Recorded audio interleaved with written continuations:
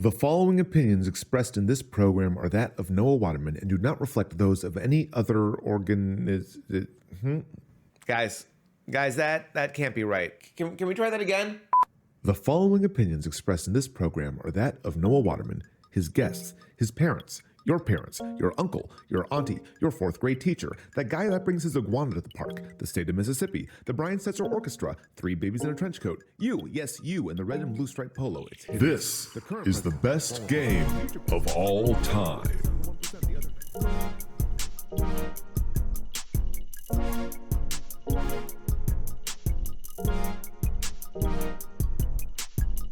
They're the world's most fearsome fighting team.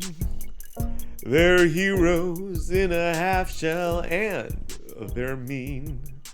When the evil Shredder attacks, these turtle boys don't cut 'em no slack. Friends and folks, welcome to the Kaiju Lounge. More importantly, welcome to the best game of all time. I'm your boss monster, Noah Waterman, and we got an episode of firsts today. First time hitting 5 episodes, which is important because I saw a stat recently saying only 20% of all podcasts make it to episode 5. Think about that. We are in the top 20% of all gaming podcasts by default. That's a win. That's fantastic. It's also a first time with a partnership, which we'll go into a little later in the episode. We'll have a little bit of an ad break, which is news for us. It's pretty exciting.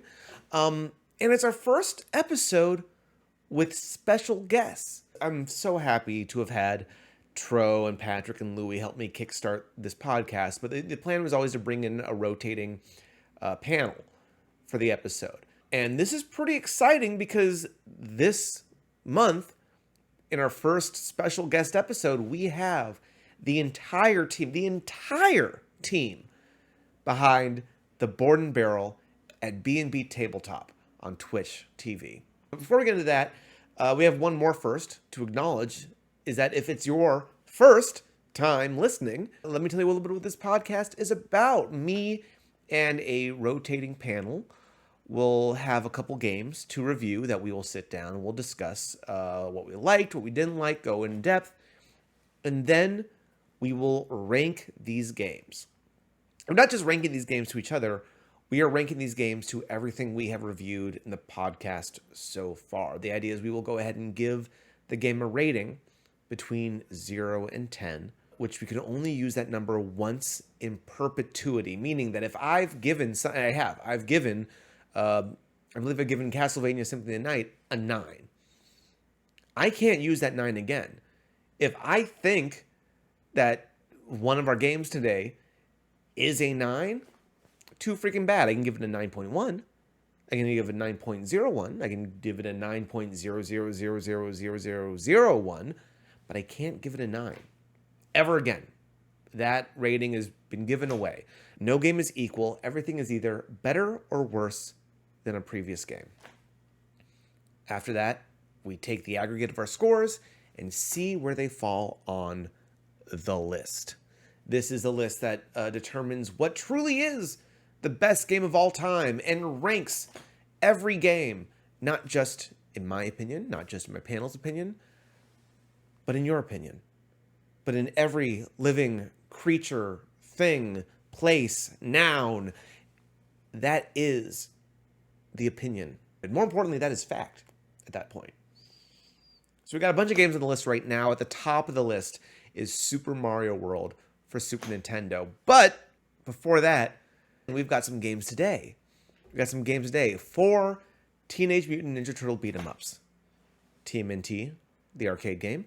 TMNT Turtles in Time. TMNT Hyperstone Heist. And TMNT Shredder's Revenge, the recent game released for all platforms. We're going to be comparing them to each other and comparing them to the list. And I've got, as previously mentioned, the team behind BnB Tabletop.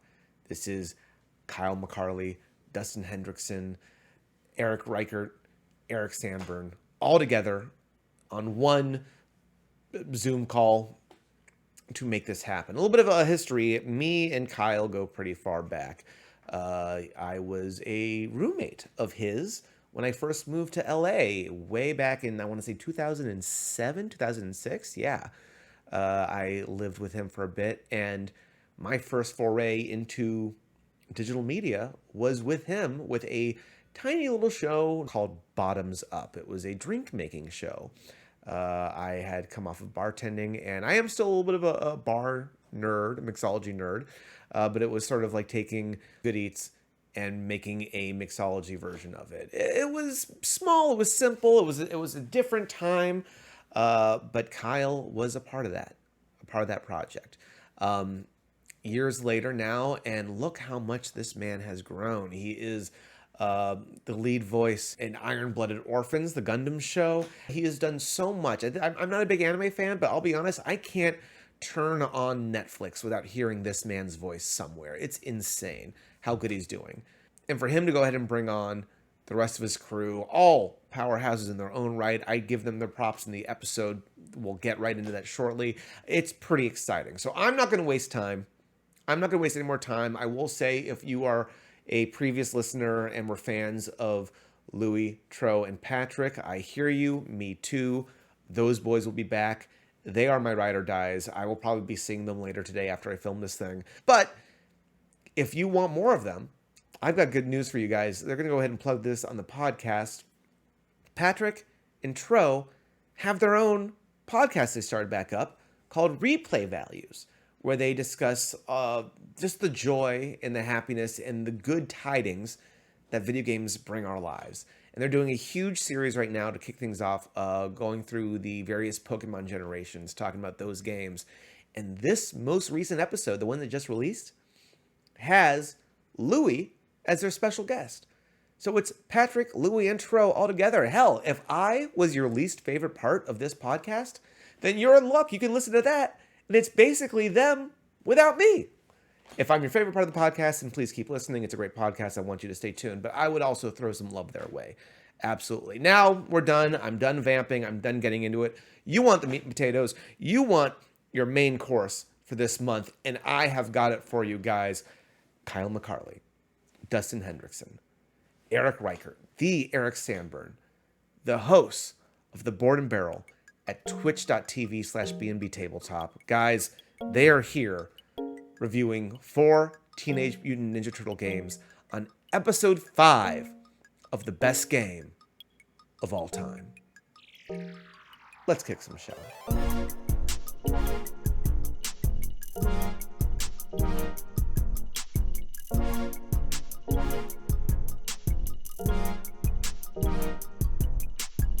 Is that just your computer screen in the background? Yeah. Just to have... Oh, fuck yeah, dude. Well played. You can switch between this and the Coming Out of Their Shells concert. Where did the Coming Out of Their Shells concert happen? That was one of those things as a kid I can remember hearing about long after it was too late. I went to it. My aunt and uncle took me, and I saw that thing live. Yeah, it was in I had Wichita, the wasn't it? I had to. Yeah, it was in Wichita. I was too I poor to don't go. think I don't think I got to One of go my see great it regrets. in person. But now I own pirated copies of the whole concert on VHS and the behind the shelves interview. So who's laughing now? It's a real Right. real adult win here. Although I'm just waiting because honestly, they could reboot this at any time and I would pay a lot of money to go see it. Oh yeah. Just- Yeah, God, just I produce wish. the same exact show, change nothing. I mean, some of the tracks in Shredder's Revenge already sound like they could be from this too. So it really all kind of works out. Yep. Whatever that over Broadway, that track that just sounds like it belongs in Sonic Adventure 2. Just fantastic stuff. All right, guys, we're all set. We're all in. I hit record anonymously. I already got this thing rolling. So I let's, saw it. yeah, how dare I? I Sneaky. know. But friends and folks, welcome to the best game of all time. The only podcast that dares to do the unthinkable, the unimaginable, nay, dare I say, the untangible task of reviewing, rating, and ranking every video game ever made. I'm your boss monster, Noah Waterman, and as of right now, we have 17 games on the list. This list represents every game we've done so far and reflects the views of not just myself, not just my panelists, but all of humankind. It's a lot of pressure weighs on these shoulders, and we do not take it lightly. So today, we're going to add 4 more games to the list, but arguably more important, we have 4 new panelists in attendance. That's right, our first true new guests on the show. I'm very excited about this because we have the brains, the bodies, and the butts behind one of the best board game series on Twitch, the hosts of The Board and Barrel on twitch.tv/BnB Tabletop. First up, we have the designer and owner of Thunk board games, including the co-op survival game Don't Let It Die, which, if you're watching this on YouTube, we played this on Team Fun many moons ago, had an absolute blast. May I introduce Dustin, cool but crude, Hendrickson. Hey, thanks, Noah. Glad to be here. It's great. And yeah, you guys did wonderful coverage of Don't Let It Die. It's such a great video. It was such a blast, dude. I don't know we got to talk about it afterwards, but we had such a great time. So I'm glad I saw on the website you've got more games up there. It's exciting all around. Next, when he's not on Board and Barrel or ignoring my email requests for credit info, forcing me to Google him like a stalker. Yes, Eric, I'm going there. You can find him on twitch.tv/savingthrowshow, where he is both a player and a GM. Eric Does Machines Reichert. Hello. I was really hoping to be a party dude because Michelangelo is my guy, but it's fine. It's a long history of everyone else getting to be Michelangelo and me having to settle. You think Donatello's settling? Yeah. Yes, I do. Quite frankly, wow. I do. Shots fired. We are getting off to a rough start he does already. Machines. All right. Well, who cares? Machines is his personality. That's what he's got. And if you guys thought that one Eric was too much, well, too freaking bad. We're getting 2 for the price of 1. The man with the magnificent beard. Eric is a party dude, Sanburn. I just did that as an extra rub to the other Eric. Who now I goes know. with That's me, because we also share orange constantly on Board and Barrel. So it is great to be here.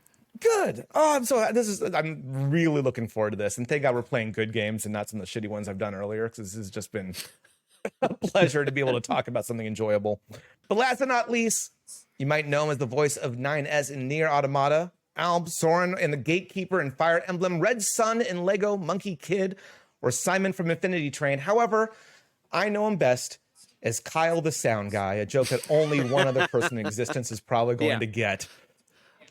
Friends and folks, Kyle, the blue one, McCarley. Ah, yes. And I'm wearing blue. That's how appropriate. We didn't even coordinate that bit. You just did it. No. If Eric was wearing honestly, purple, Eric actually wore orange. Well, maybe if he emailed me his credits like I had asked, Actually, this would be I'm a the whole only different- one not. Yeah, you're the only one not wearing. We a are turtle. actually. We're all. Well, Noah has kind Noah's of a got purple-esque Yeah. suit jacket. Yeah, there. but I'm kind of like the ace duck of the crew. I think this is a separate little thing here. Deep cuts. I had far too many of those action figures. I mean, this is just there's a lot here, both because the games are fun, but also, and I imagine we'll get into this because I imagine this is the case for everybody here. We're all the same generation. Turtles just meant so much growing up. Yeah. Like the cultural impact of this alone and the general obsessions that people our age at that time had. Insane. But before we get into that, as mentioned, we got a great lineup today because when we woke up, we chose violence. We chose mayhem. We chose to kick some shells. That's right. We have 4 beat-em-up games on the dock today, all from the Teenage Mutant Ninja Turtles series. We have TMNT, the arcade game, TMNT Hyperstone Heist, TMNT Turtles in Time, and the recently released TMNT Shredder's Revenge. Now, before we jump into that, I got a little segment we like to do called Get to Know Your Panelists. Oh. And I think now is probably more appropriate than ever because you guys are all new to the show, and it's perfect. Yeah, and I've always wanted to get to know Kyle McCarley. yeah, same. Have you? I've only ever heard you through some of your work. yeah. So. That's true. You guys have never actually Never met once. in person. No, most of the Board and Barrel is all done with green screens. So. Honestly, part's you guys true. do it so well. It's all. I guess you're right. Yeah, you can superimpose yourself over the game. So, guys, normally this is a segment where I'll ask a question. Sometimes it's targeted to an individual, and it's just an effort for me to call them out. And sometimes it's for the entire group. This question is for the entire group. Because I alluded to this earlier in the intros, but I actually want to hear from you guys. Of the 4 of you, who is which Ninja Turtle? Oh, do we have to lock it down? We I'm can't just say asking- who's I- our yeah, favorite. We're saying I'm not asking for 5 people to say Michelangelo. Yeah, I want to hear. Right. I want the debate and I hear who want is to who. be Michelangelo. I definitely want to. I am not the party dude. I am a Raphael. I'm a loner. I'm angry all the time. You know, I'm just, I feel way more Raphael than I ever do. I feel like no you one who are wants you are the cool but rude guy. so- Yeah, I think Reichert is I don't either know if- Raph or Donnie. I don't know if any of us are true party I think dudes. Eric. I think the Eric Um, is our Michelangelo for sure. Only because I embody that innate that this perfect ability to annoy all of his brothers. Mhm. Yeah. God, I probably am the Leo, huh? I don't know. Do you, Dustin? Do you feel more Leo? I don't know. That's true. Kyle might be more of a Donnie. Now's the time for the debate, guys. Which one of you does It is. machines no, better? Let's Kyle's shed not blood. the Donnie. No, he's like if he Listen, wouldn't have like wiped the As thermal much as paste I off would the not CPU. trust a machine Kyle built by That's all I'm any saying. means, That's all I'm saying. He's not Donnie. he's come a long way in designing the like he does a lot Okay, on the that's show. He does a true. lot of design work and That's tech work true. behind the scenes on the show. That's true. You have come a long ways in your years. Maybe you've graduated. And then Dustin, wouldn't you love to have double katanas? If anybody's going to be wielding double katanas at any given point, I mean, it's going to be Dustin. that's true. I like to. I feel like if you're the type of person who really loves double katanas, you probably shouldn't own double katanas, right? Probably. I wanna- Yeah. Yeah. Yeah, I know Probably a good idea. we kind of are aiming Michelangelo towards Eric, but I feel like Dustin might be the bigger Michelangelo because he's the one who's I know. I don't- in a fight, skateboard? he's the first into the fray. He's always like, hell Right? yeah. That's right. He's drunk most of the I time. would do nunchaka just for the stylish aspect while I'm skating. You know, I He's the feel only like one a that good party. skateboards. I didn't. I say cowabunga way more than I probably should. You do. Yeah. It's true. It's true. I'm just saying. Wow. If you've done it more than once in the last 5 years, yeah, you've probably said it way more than you should. Yeah, way more Way than more once. than once, for sure. I'd like to try and get Eric away from Raph, but I mean, honestly, the last time I saw you, you came into the show going, I lost a side. Damn it. Yeah, I did put on a trench coat and fight a man in Central Park, so yeah. That did happen. Yeah. Yeah, but who hasn't? So Eric is Raph. Dustin is Mikey. I think it might be a Mikey. Yeah. You want And to give then, me yeah, Donnie then and you Eric's take got Leo? it. Yeah, the Eric's That would gotta make be sense, Donnie yeah. and then Whenever I Leo. can't figure out tech stuff, I ask Eric. I actually like Donnie. I don't know why everybody's shitting on him so much. Donnie's today, great. I would much rather be. I was shocked that Eric came in Hey. so hot against Donnie here. I've had It's baggage. It's a lot of Three- baggage on me. Hey, if it has to do with a chip or a bit, Donatello, just don't Growing quit. up, we played Ninja Turtles all the time, and the annoying little neighbor kid always had to be Michelangelo, and he didn't like Michelangelo. He just knew I wanted to it, and because he was younger, I didn't that's let him play it. Oh, that means he was a Raph, though. See, that's the problem. he didn't deserve either. 3 out of the 4 turtles have been my favorites at some point in life. Leonardo is not. Who's one the of missing? Ah, Yeah, liking Leonardo is a lot like liking Cyclops. It's just like why? he's the boring one. how come nobody ever picked Splinter? I don't know. Because nobody ever wanted to play make believe and be dad. Like that's just kind of like boring. I got in trouble a lot in school because I would run around going, hey, would you like to play Ninja Turtles? And then when the children would be like, yes, I'm like, I'm Michelangelo, because obviously. And then I would make the little girls, I'm like, you're April, and now you have to kiss Michelangelo like they do on the TV shows. And then the parents got involved. Wow. Yeah, does that still work now? I don't know, but I'm just thinking, like, if I go back on the scene, that might be a way I approach Yeah. it. All right, guys. So let's jump into it. We're gonna go ahead and take these on, I think, one at a time to start before we start comparing them to each other. And let's go chronologically, starting with TMNT, the arcade game. This was released in '89, about 2 years after the show initially began. It's one of the early examples of a 4-player cabinet, which was not kind of big in arcades at that moment.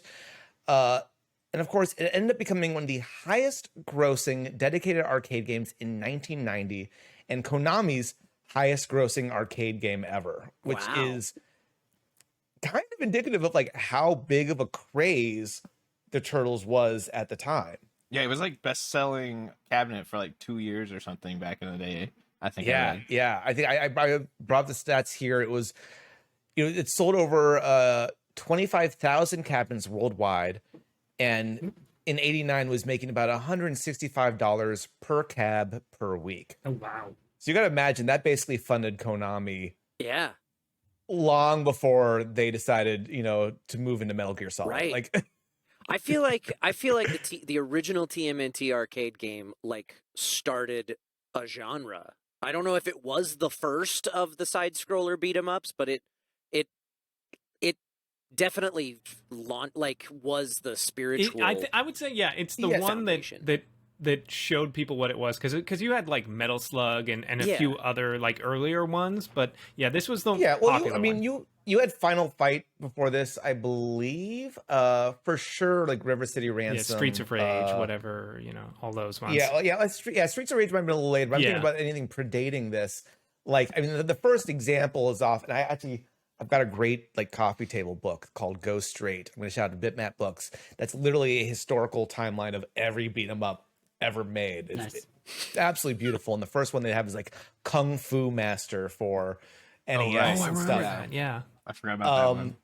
But no, I mean, to the point though, this I would say if it's such an early example, '89, and I don't know if there was anything that was doing 4-player before. It was a springboard to the whole genre. Whether it was the first or not, it definitely catapulted the genre into the mainstream. And to think about the fact that, like, again, this is Konami. We're saying this is Konami's most successful arcade cabinet.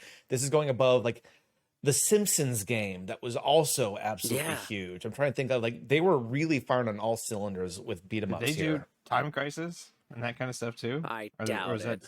I think it was different. Yeah, I doubt it. I think Time Crisis might be Sega directly. Like that might just be Sega. And I think because they have a ton. I mean, but this is Konami. I mean, racing games. They do a ton of racing games. They did everything. They were this is the beginning of what I would argue is Konami's big heyday. Time Crisis was Namco. That's right. Yes. There are a lot of these like 2-3 syllable development companies that all kind of blend together at a certain point. When you're a kid, you're just like you know them only by the sound effect, but not by the actual name. If it started with it was Konami. We're good. So TMNT, the arcade game, who had this nearby in their local arcade, if you had a local arcade nearby? Yeah, definitely. We totally had one. I don't know. We didn't go to a local arcade, but I was playing this for this. I remembered, I was like, oh, my friend Ricky had this for the Nintendo. I remember playing this. Yeah, my cousin had it for the Nintendo. That's where most of my nostalgia for this game comes from, is from playing the NES version of the arcade game. So question for you guys, with the Nintendo version, did it feel like, going off of memory, right? I don't know if you guys went back and actually got into play that version as well as the arcade version, but going off of memory, did it feel like the same? Because look at its pictures compared then to the arcade version and the NES version. It's like the color palette's not there. Obviously, graphically, it's not there. It's not the same. But as a kid, or like looking back at those memories, does it feel basically like it was? It does. For me, it did, because I remember I got to a point in the thing where I was like, oh, I remember getting to this point in the Super Nintendo, or in the Nintendo version. It feels similar. There are some things about playing through the arcade version where I was like, wow, I don't remember this at all. And then getting through it and getting to the next level and going, oh, but I remember this one. So I don't know if that's just there's gaps in my very imperfect memory, or if it's because there's a lot of stuff about this franchise that we're going to talk about as we talk about more of these games. There's a lot of things that certain games borrow from each other, and ports of the same game from the arcade to the console don't keep everything consistent. So yeah. I think, I mean, and I don't remember the NES version of the original, but I know that, like, as a kid, when I played this, and most where my nostalgia and memory of this game comes from, like, I don't even remember if I've ever like really passed Rocksteady, the boss of the first level, very often. Like that first level, I think is where it's burned really in it. is, I think yeah. that's where it's like, and then No everything pun past intended. that, when we got to I was surprised I remembered more than that, but then I was like, oh, that's because Ricky owned it and was good at it and would just carry me through, and I would just fight until I ran out of lives, and then he'd get mad and get a bunch of new lives, and then I'd come back. I mean that's fair because let's talk about the gameplay of it a little bit. So playing it, I played both in an arcade recently and then in off the Cowabunga collection that has that and so many other things, which is absolutely fantastic. And I forget how fucking bullshit Everything the game is. can be. Like, yes, it was a quarter muncher, but Some holy of those fucking boss shit. fights are just and it really rude. needs you gotta have friends. You just Yeah. really gotta have friends It's for this. definitely better with a group of 4 for sure. Yeah, the only way I could get through Yeah, no one them- ever wanted to watch the Mikey spin-off project. Like we all had. This wasn't like Joey from Friends. We had to have all the turtles together, I think. Yeah, I felt like I was like, oh, if I didn't have unlimited lives, if I couldn't just hit a button to gain more lives, I'd never beat this. Kyle and I No. and Dustin stood off to the side and watched us finish it, but we actually played through this the other weekend at an arcade, and we had unlimited tokens, but we had wow. to physically pop a quarter in every life, which I was have fun. no idea how many tokens we burned through. We Fuck, almost I wanted to ask. okay, so they gave you basically like a shot glass full of tokens, like a little Dixie And cup, we not a used- shot glass, but 3 full cups, Yeah. and then we're down to the last ones. Like, oh no, somebody's got to go get more tokens, and we beat the game with like the last token. So it was Wow. like it was a good experience. That may have been because we also played through Turtles in Time arcade with those. So I'm not sure how many tokens were for which. We definitely spent a lot of tokens between the two for sure. I will say the So- one shot that Shredder has in that final boss fight in TMNT arcade is so bullshit God. because he Yeah. spams it Yeah. like crazy. It's And he gets it. He gets it again in Turtles in Time too, which is also just fucking. he does, awful. but I mean, he doesn't use it. He doesn't spam it the way that he does no, in the not arcade. the same. Yeah. Because he's got like he clones, and every one of the clones has that ability and will use it, regardless of how long it's been since the Right. last time it was used. And there was no way of figuring out which clone is the right one, right? Not Like, you that just I can kind of- figure out. So Keeps I did look smacking. it up after we played, and the helmet won't fall off of the real one. Oh, okay. So when the helmets fall off, those are the fake ones, and it says just don't even bother with them because killing them actually doesn't do anything to the fight. You still have to finish the full. Oh. If you just finish the real Shredder, it ends the fight early. And if But you kill, who would have guessed it? There's no way to know that from and playing. it seemed the like game. if you killed No. enough of the clones, then he would just clone again. Yeah, no, the clone thing just kept Yeah, happening yeah. over and over again.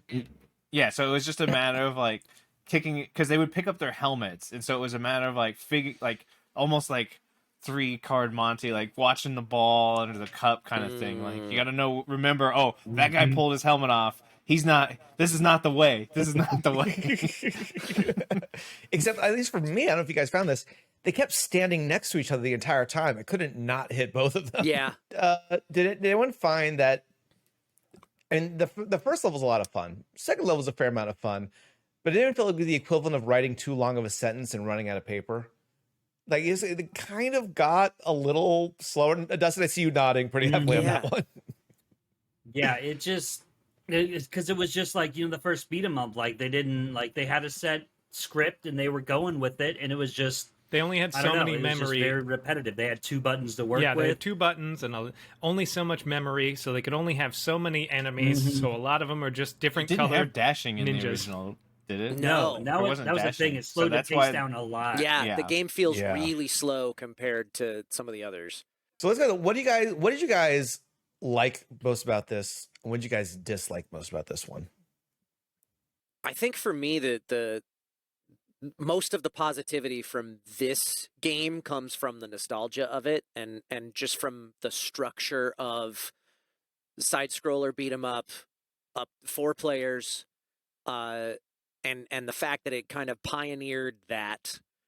That's most of the positivity. There's a lot of things that I don't love about it in retrospect because of where the genre has gone since then, I think. On that point, do you think it's something that like it's that it doesn't hold up, or do you think it was never all that great? Oh, in I the think it first was place? great when it came out. I think it's just that Okay. you know, the time has progressed. It maybe just doesn't withstand the test of time so much. I mean, Totally it's- fair. Eric, you're saying?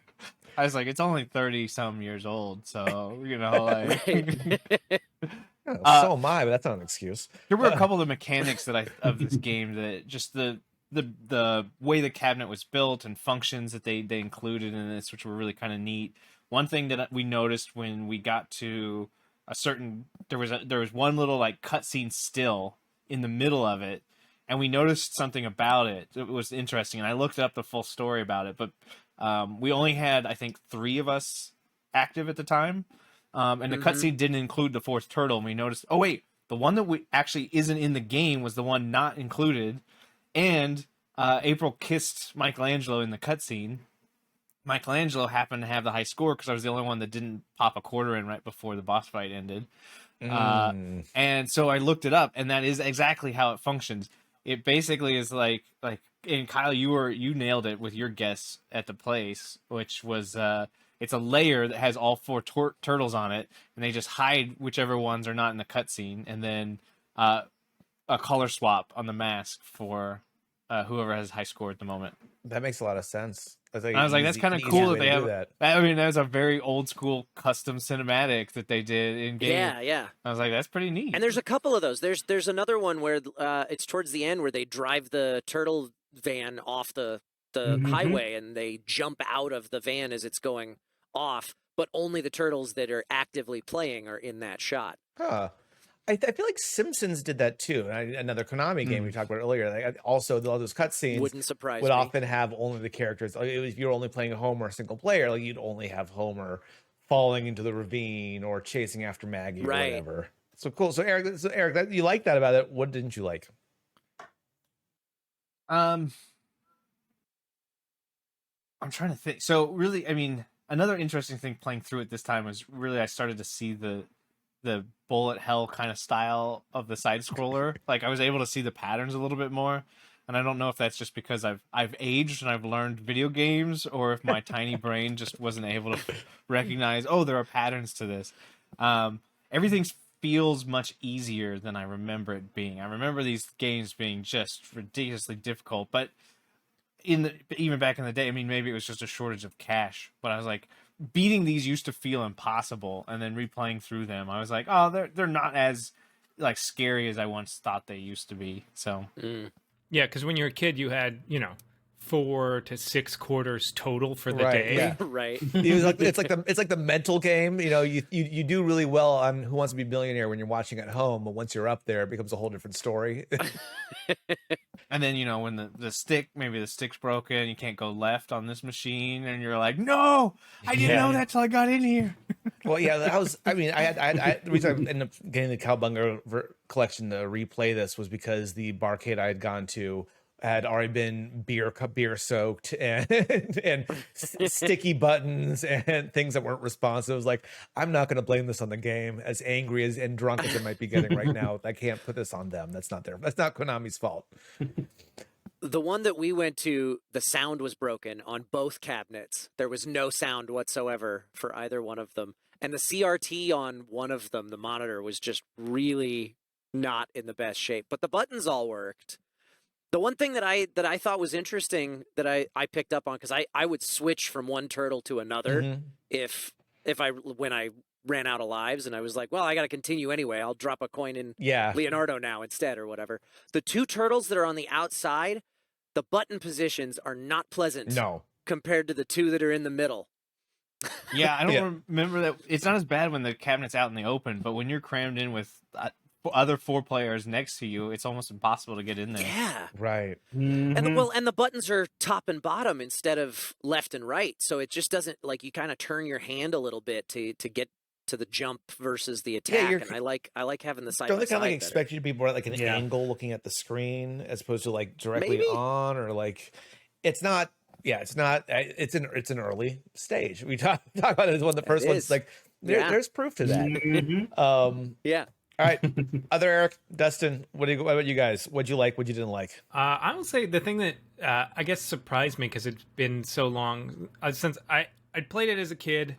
Didn't remember any of it, but when I was playing it, I was like, oh, they've got all the the elements. Like they've got you're on the hoverboard element. They've got like all of these things. I was like, I wasn't expecting those into the later ones. I didn't think that. I thought it was just going to be going left to right, smacking things. Like, oh, there's like, it repeats a lot of the same beats over and over again, but I was like, oh, but there's like a handful of beats. That's really surprising. And then they give all the ninjas weapons that are all bullshit. Yeah, there's a lot of bullshit in this for sure. The beast thing was it's an interesting thought because I was noticing this too, more so than like the later Turtles game we played. I'm going to discount Shredder's Revenge. It's much more modern, but like even other beat 'em ups, where the goal is kind of just to get to the end of the level.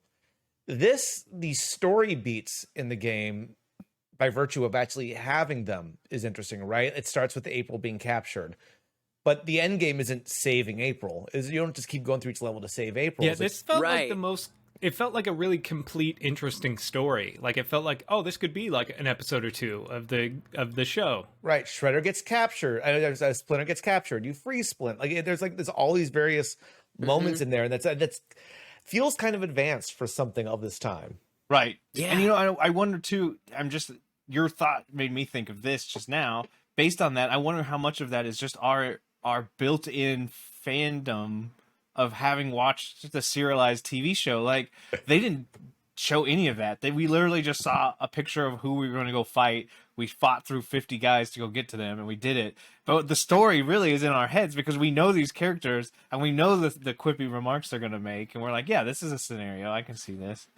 God, the mind's eye kind of Yeah. fills in the gaps a little bit. One thing I thought was interesting is for the arcade version, apparently the NES instruction manual mentions it like kind of references the opening scene with the fire and everything like a continuation of the movie, Yes. which is an interesting side note, which kind of reframes the story too. Yeah, I think it's interesting because the NES game that was being developed at the same time as this is not the arcade port, but in fact the weird just platformer, The unplayable impossible platformer. water level, Yeah. like the one that everyone curses and hates. But for some reason, they ported the arcade one, marketed it as Teenage Mutant Ninja Turtles 2, the arcade game, and then is a continuation of the movie, which is kind of interesting because otherwise the arcade game technically isn't a continuation of the movie. It happened long before the movie came out. Yeah. That's wild. A little bit of like weird retconning to be like, wait, the movie's hot, people love it, let's go. And this ties into and then this goes into some of the later games we'll review.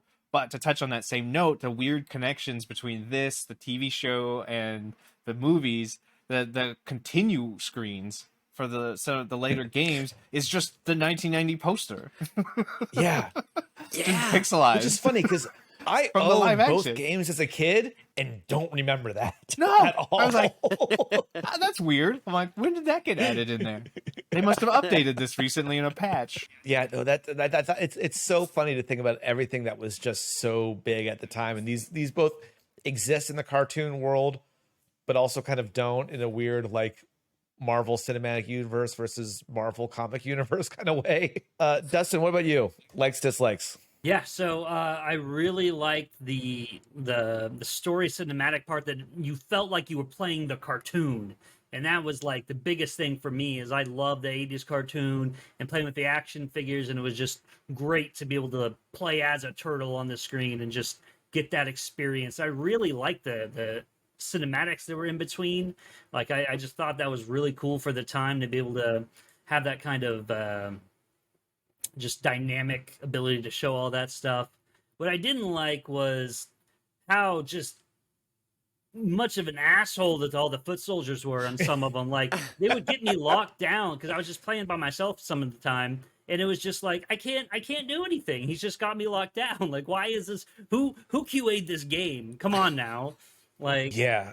You can tell that it was designed with 4 players, like, to play that game sometimes. The Archer ones also are on screen, but are actually not touchable by any playable characters either. So you can't stop the ranged shooters before they fire, like in future games. Yep. Yeah, it's trolling at its finest, it feels like. Could you hit the range? I know in the later games you can, but I can't remember. I think I tried a bunch and I could never. Yeah, they were like down in smack the them bottom back. in front, and I'm like, oh, I'll just go get that guy because he's killing us with these arrows, and I'm like, you can't 'cause kill in him. the later I'm games just you could, running around here dying, and you can't kill him. Yeah, he's just an obstacle. The worst like one a of them all, rolling boulder or Krang's head. He's just an obstacle. The worst one of them all is that stupid one that just like holds his arm up. It's like, Oh You God! can't kill him. Yes. Yeah. Oh, it's just a war of attrition at that point. Your combo finisher will knock him out of his shield stance. I did fine. So you just if power you can through the get shield. to it, but there's like 4 of them just standing around, and Yeah, like that's you go to rough. attack one, and the other one's like, oh, he's turning. You got to around do and the smack him. I always try and do the far long screen diagonal jump attack. Yeah, If you yeah, go- yeah, the jump you attacks try and do it are from outside overpowered. their aware range and then kill them before they I really do think. I mean, we've mentioned it a couple times, but I've noticed based on playing the arcade cabinets with other people versus playing emulators by myself throughout this entire franchise, these games are meant to be played with a group. You cannot solo Yes. them. I mean, you can, but you will get frustrated and stun locked like that, and it's terrible. Yeah, it's the guys that come up behind you. I think in all of them, the guy the foot soldiers do the grab. Yeah, they the It's grab just- you. Yeah. Yeah. Yeah, I did notice But- and there's it's a like- little bit of that kung fu movie logic where the one at a time and the rest stand around, where they won't necessarily all engage you all the time, but once the guy holds you down, it's fair game, and they come at you from all sides and just start going to town. I was like, that's how my life drains, is when those things happen. I think Kyle, you're absolutely right. It's like, it's both to its strength and to its weakness that they have to be played with a group. It's not as fun without, and it goes to show that the experience of how a game is played is as important as the actual mechanics of the game itself, right? Yeah. 'Cause that's it. It's like if you even with 2 people making a difference, then, and I think we'll go into that with our next game, but like two people makes a whole difference than just going by yourself. But also, if you're sad and alone going to the arcade by yourself, then I'm sorry. that's its own thing to investigate. I like hanging out in the arcade. No, I get it. I'm a child of divorce. I understand. All right, let's go into our next game. I see it already in the background of Eric's here. TMNT Turtles in Time. This was based off of I think it was the second arcade game. I think there was only 2 actual arcade cabinets. Was that and then Turtles in Time? But we're talking specifically about the one in 1991, also by Konami. This port saw the 4 heroes battling the Foot Clan throughout the past, present, and future, and is still widely considered one of the best arcade to console transitions out there. Furthermore, it became the best-selling game of September 1992, which is oddly specific until you realize that's the same year that Mario Kart came out. Wow. Year and month. They came out right next to each other, and this outsold it. Wow. It was a That's crazy. big year for cartridges. I feel like that was a heavy year for getting things.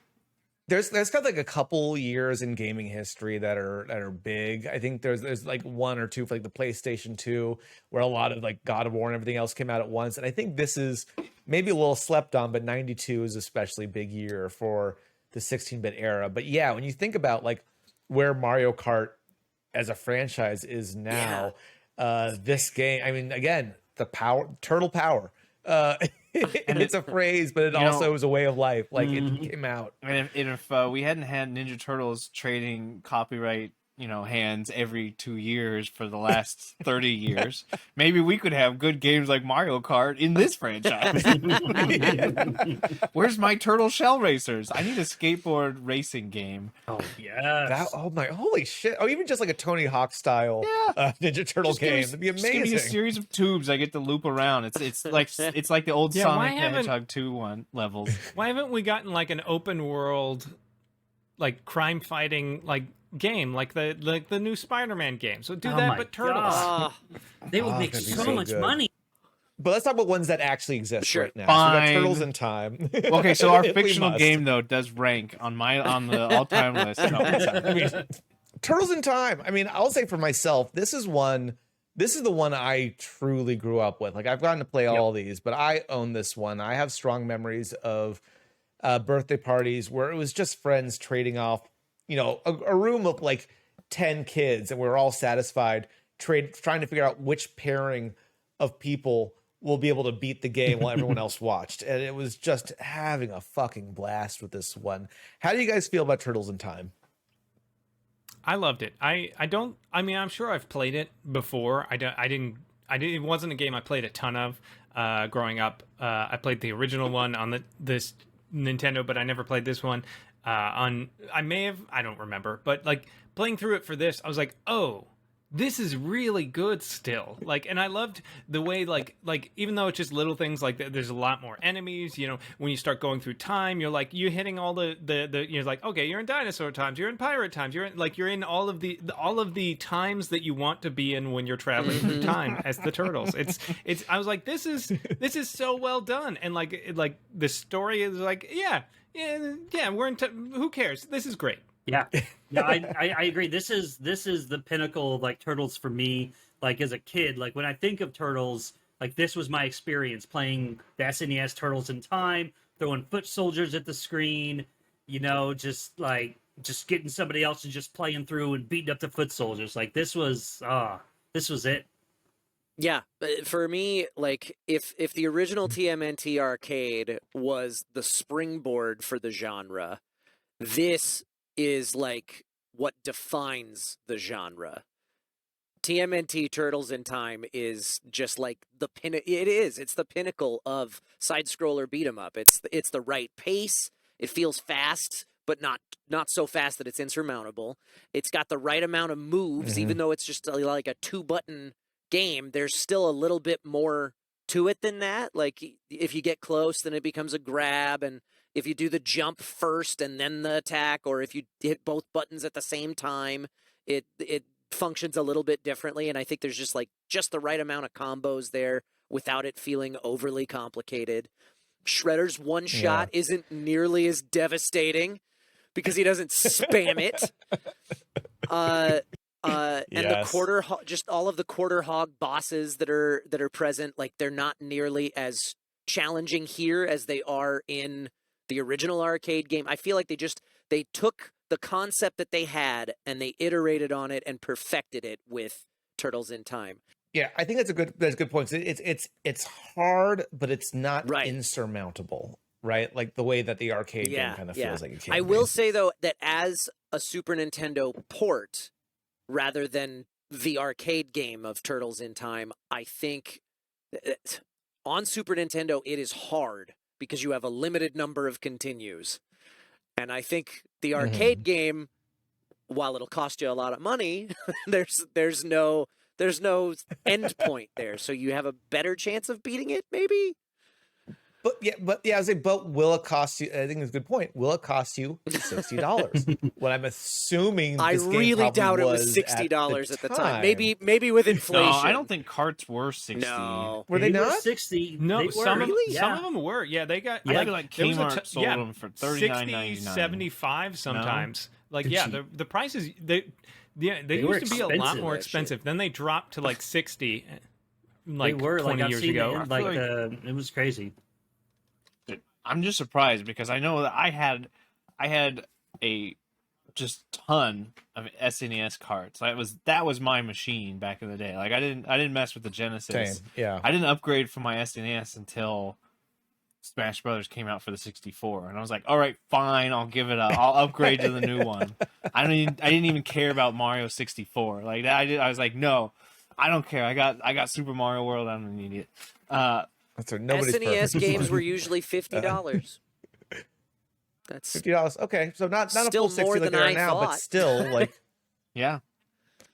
Right. But yeah, I had the same. I had this cart growing up. This was definitely the one that stayed. Like this was the default in my machine.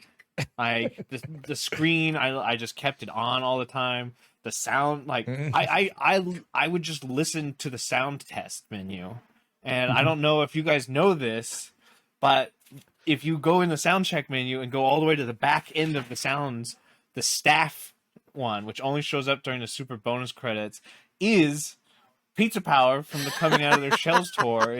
Yeah, I did not know that. it's in the game. Probably not on the arcade cabinet. No, it's No, actually it's not. I think it is. So Really? So that's the arcade's the one that's playing behind me right now on my computer screen. So I looked this up and I don't remember it because we didn't have the mall arcade did not have the Turtles in Time cabinet. We only had the original. I actually don't know if I've seen a Turtles in Time in the wild outside of the other weekend. it's very rare. Yeah. I don't see that often. But the attract mode is what they call it. That just plays with the cycle through. But it actually plays Pizza Power, but it's an arcade cabinet, so that it has a full like wave chip in it, and it can actually play the actual song. So it plays the first chorus and then goes into the playthrough menu after the screen. But it's Fantastic. It's the pixelated like SNES like chip bit sounds for the cartridge version, which I almost love more because I mean I had 80,000 versions of the cassette tape of Coming Out of Their Shells, so I didn't need a true like digital version. I feel like I could have anticipated that Coming Out of Their Shells would have come up in this conversation as much as it has, but I didn't quite expect I'm ready. I'm ready for it. That was my album. I have that thing memorized. You're talking to a guy who's got a literal Ninja Turtles in Time cabinet in his room, wearing a turtle shirt, and I could go to my shelf and grab all of the other Turtles paraphernalia that I've got. Are we gonna have a Turtles No, off? I didn't think I'm we were not gonna do prepared. that. I wish I still had my should've worn original Turtles. Turtles T-shirt. Was that another kind of turtle? What is going on here? We got too many turtles. It's still meaningful, but I think in a much more serious tone. I made a joke about being a child of divorce. My parents divorced when I was 3. The first toy I got, the toy that I literally was given to me as a like, hey Noah, try not to cry right now sort of thing, was Michelangelo, which started a very lifelong collection. By the time I was in high school, I had a giant recycling, one of those like flip top bins, just filled with the action figures. And I'm talking ground chuck, dirt bag, tattoo, Sergeant Bananas. Like I'm going deep cuts with all the action figures. That's like awesome. I would not stop. I all love the different Muckman and Joe turtle Eyeball. Like, it was like shit. variants. Exactly. Playing through these has reminded me of some of the ones that I did. Like I think it's in Shredder's Revenge. One of the bosses, I was like, oh, I had this toy. I didn't even know he was from Ninja Turtles. Yeah. No, I think there's a lot of these where just kind of like these characters is like maybe only showed up once or twice. I don't remember Slash being that prominent, but they seem to use him in almost every game. He was a very big toy. He's a big toy seller, which he replaced. He wasn't in the arcade version of this game, which I only saw because I walked up to Kyle playing the cave level, and at the end of it, Mr. Mud or something comes out. I think he was in a different place. Man. Yeah, I think he was in a different place. I think they moved him. I don't think they cut him. I think he was an ad. The SNES added a lot of the stuff that wasn't in, and they expanded. Yeah, it. I know they added the Technodrome level, and obviously the Shredder throwing the foot soldier boss. That wasn't in the arcade. Yeah, and I think that was the arcade oddly enough a limitation thing. Yeah. Did the arcade have Togar and Razor? In a different place. But they were on the pirate ship. Yeah, they were the pirate ship captains. Okay, instead of because Pirate, Rocksteady, and Bebop. They didn't have different sprites. They actually because I was surprised that it was them, and I was like, oh, I like that. young me would have been angry that it's not that, but I'm.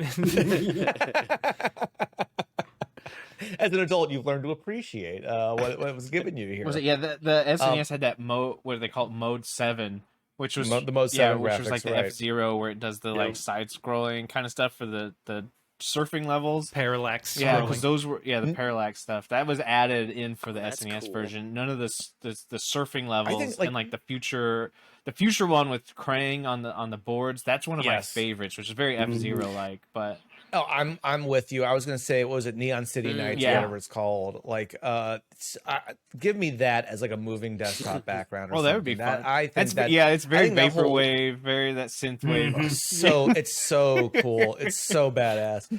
Also, like the music from this game. Like I think all the games have pretty good music, but like this Yeah. above and beyond. Yeah. Like every track on here is a banger. 100%. And they brought back this Um, composer to do Shredder's Revenge, and do most of the soundtrack Yes. for that. So he worked on a lot of that.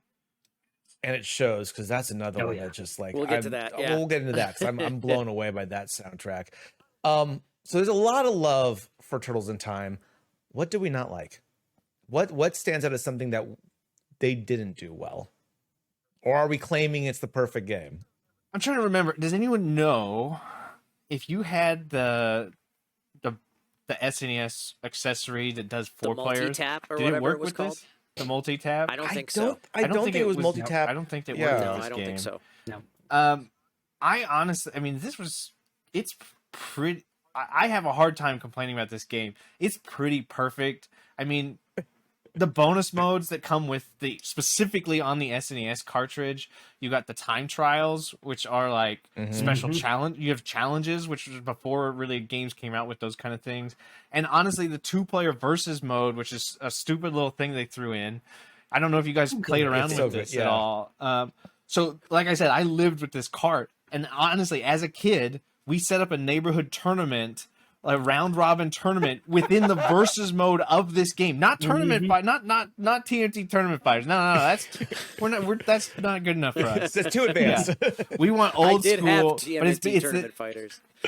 it is the same controls Also as you great use game. during the regular gameplay, but it's just 2 turtles and friendly fire is on. Wow. And you can just beat the hell out of each other, and then So good. Splinter comes out at the end and says, "You are the winner." Declares a That was winner. in there. And we had this whole neighborhood like round robin tournament. People were coming in, and you had it was like, and then it was like difficult because we were like, oh, we didn't think like who wants to play as which turtle, and then you had to like flip a coin to get turtle pick, and then it was, I mean, it's a whole thing. Like this is the thing. Also, the only way to properly play this is to go into option mode first and turn on the SNES mode. Gives you a choice between the dash mode being auto, Yes. which is where it comes on after a few seconds of holding the stick, or you can do a manual where you can actually use a button to run, Oh, that would have which been nice. changes the gameplay I didn't know entirely. that. Changes Yeah. everything. And there's another weird option in the options menu, which is the art style. And Hyperstone has the same thing, and Hyperstone has another thing I want to go into when we get to that game. But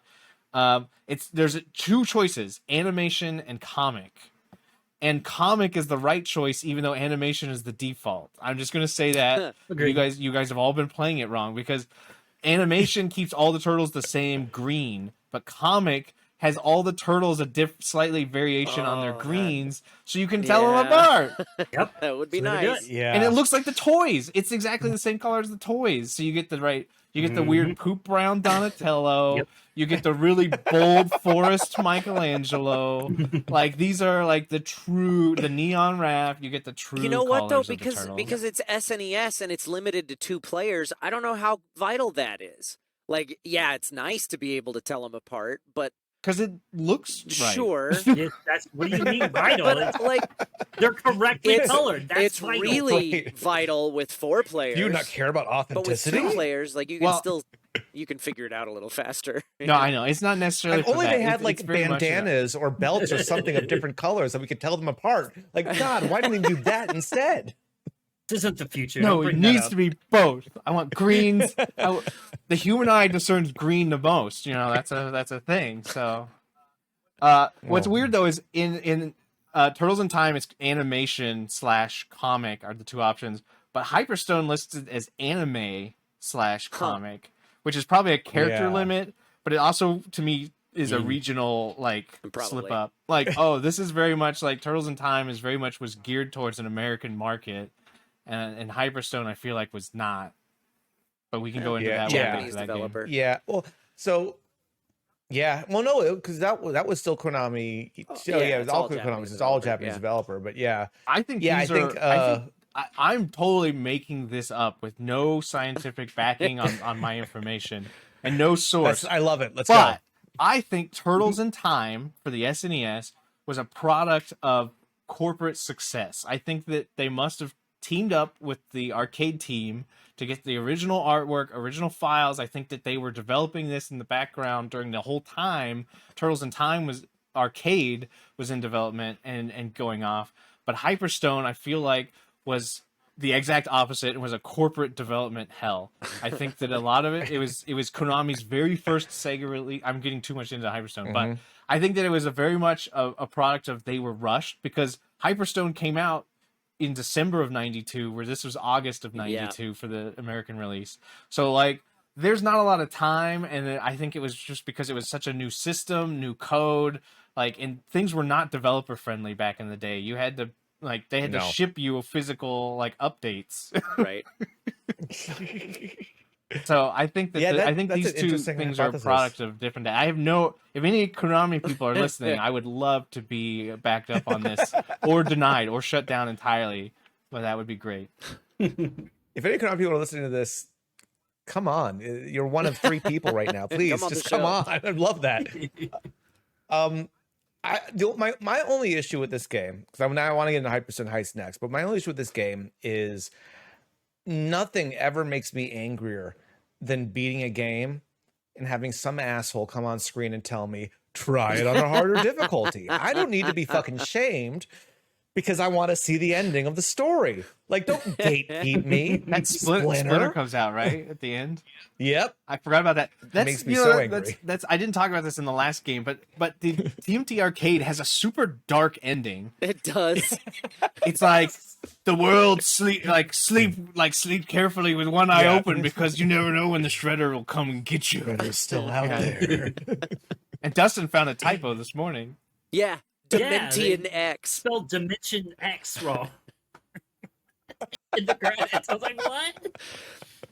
How did that get by? But that's amazing. I want to go back to the comic versus animation color style. For the longest time growing up with it, I didn't use the comic, not because I thought I just liked the cartoon version better, but because I thought that meant they all had red bandanas, like the original.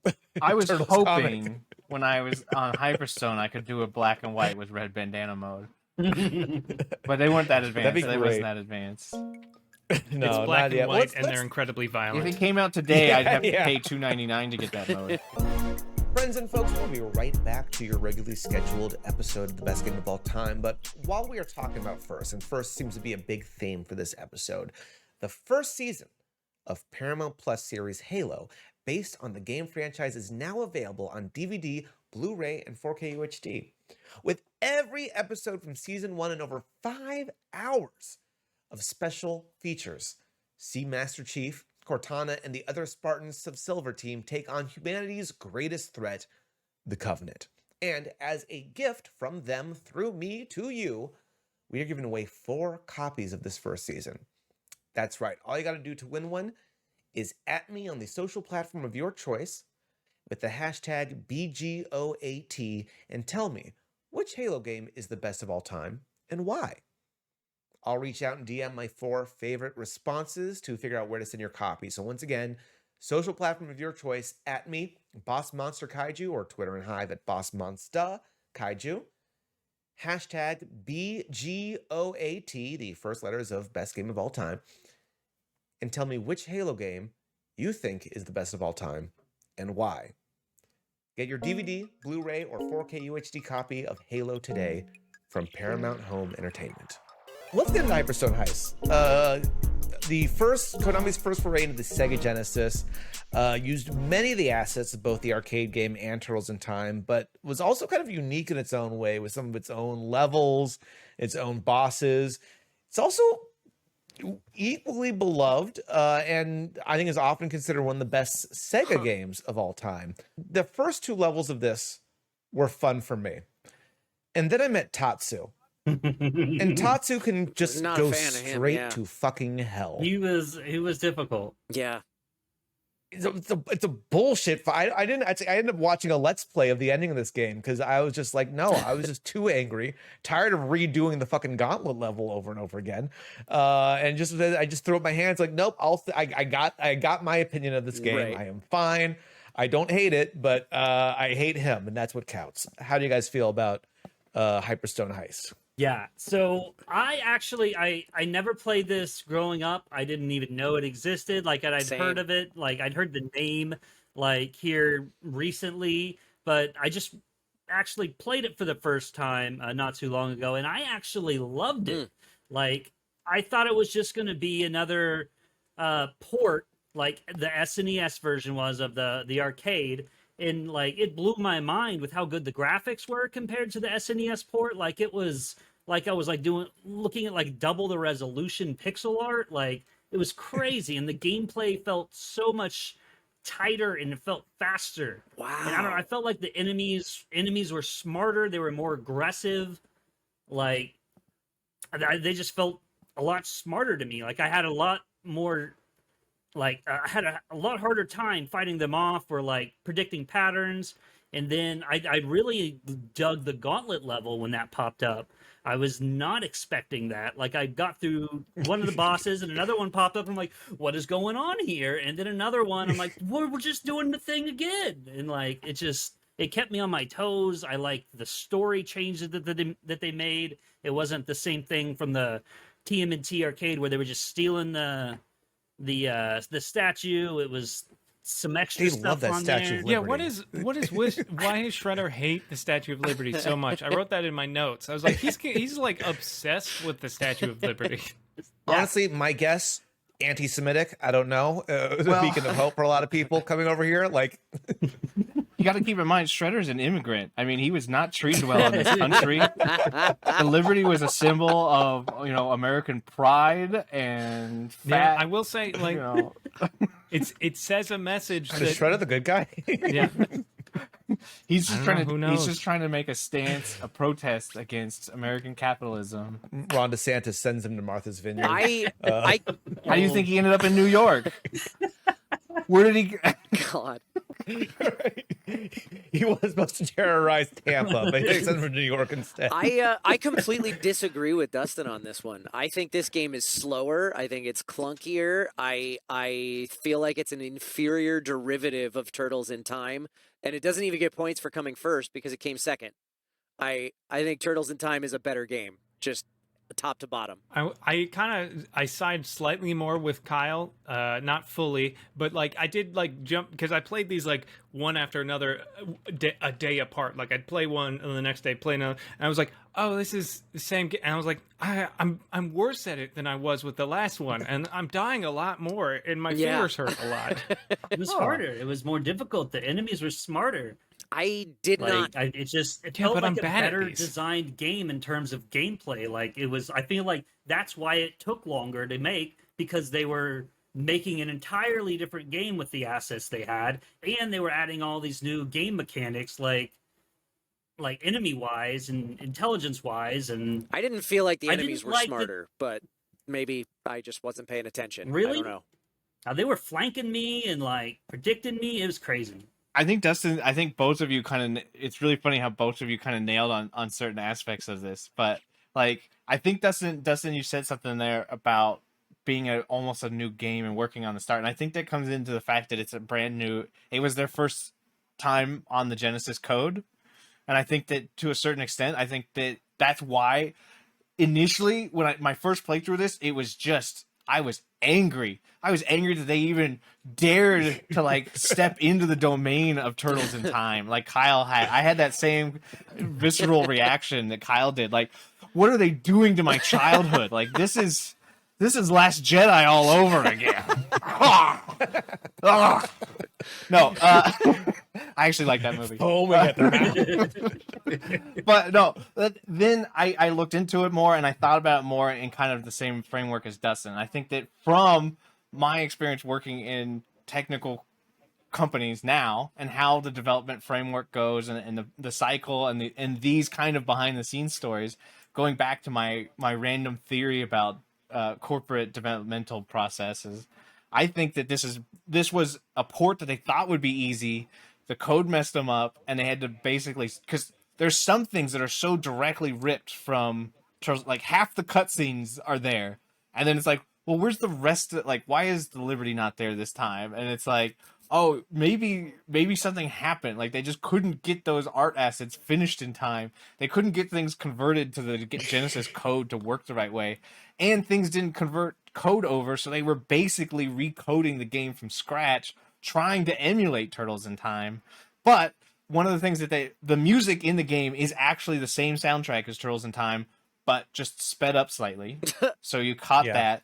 And people have noted that the AI is supposed to be more aggressive and that the enemies move faster, like Dustin said. So there's a lot of that going back and forth. But I would also say that I agree with you, Dustin, that like I do think general game feel, like control of the turtles does feel a little sharper for me.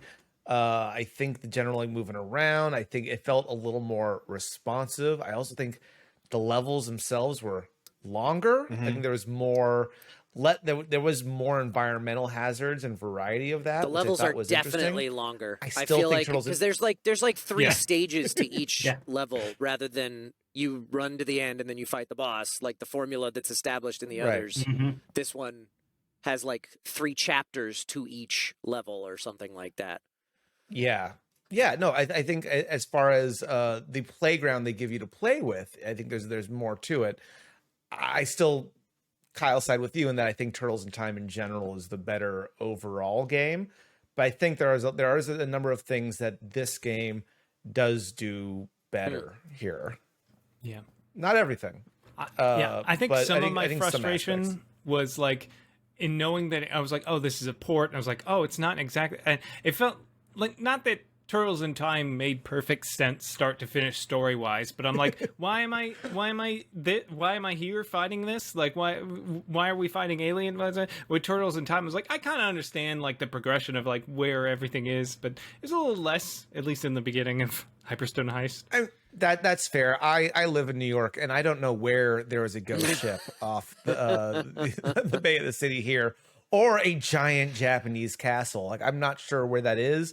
I go to Flushing regularly. That's where I would expect it. It's not there. I think it might be down in Jersey. They might have gone to Jersey for that. That no one counts Jersey. The turtles live in the sewer. They would never get caught dead in Jersey. Come on now. I do think this is more. This one felt the most soloable to me, and I think a lot of that has to do with. I think it is less of a direct arcade port and more built for a console. I think that's where it came down from, where this was something that they didn't have they didn't just completely rip it. They had to kind of reinvent it. And I think it is more designed for playing at home on the couch versus the copy of the Quarter Suckers. If you're gonna beat it yourself. Yeah, I think absolutely.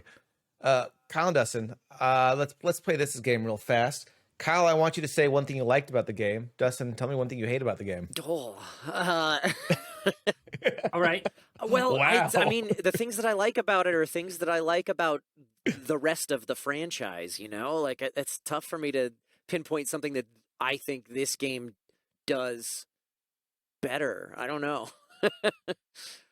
Dustin, you go first. So I did not enjoy that I had to use a button for dashing. I was too ingrained with my double taps for my dashes, and so it was just awkward trying to dash, jump, kick with just the button. That's probably my biggest complaint. And I will say, Dustin touched on it earlier, I like the idea behind the gauntlet level. The boss gauntlet is a cool concept. I don't know if I love the way that they implemented it, or maybe I was just frustrated because I had been dying repeatedly, but You had to fight Tatsu again. Because Tatsu's a fucking prick. The one time I beat him, then I have to fight Baxter Stockman and died, and I was like, fuck this. Did game. anybody figure out you can reflect his? I did, his but little I ninjas? couldn't. Yeah, I It couldn't never helped. They didn't do enough strategically damage. do it. Like, I could only do it by accident. I've been trying to. I was trying over the course of replaying these through all the games, a little bit of an experiment of like trying to use the foot soldiers that come out, the ads on the boss battles. I'm like, are they just here to cause me issues, or is there something I can do with them? So I've been trying to do more like tossing them across the level and trying to do stuff like that. Like what can I do? Like where's my frame of invulnerability so I can, throw a foot soldier during a boss attack so I can I not actually die. think you could reflect. We said Eric was the Donatello, right? Yeah. Yeah.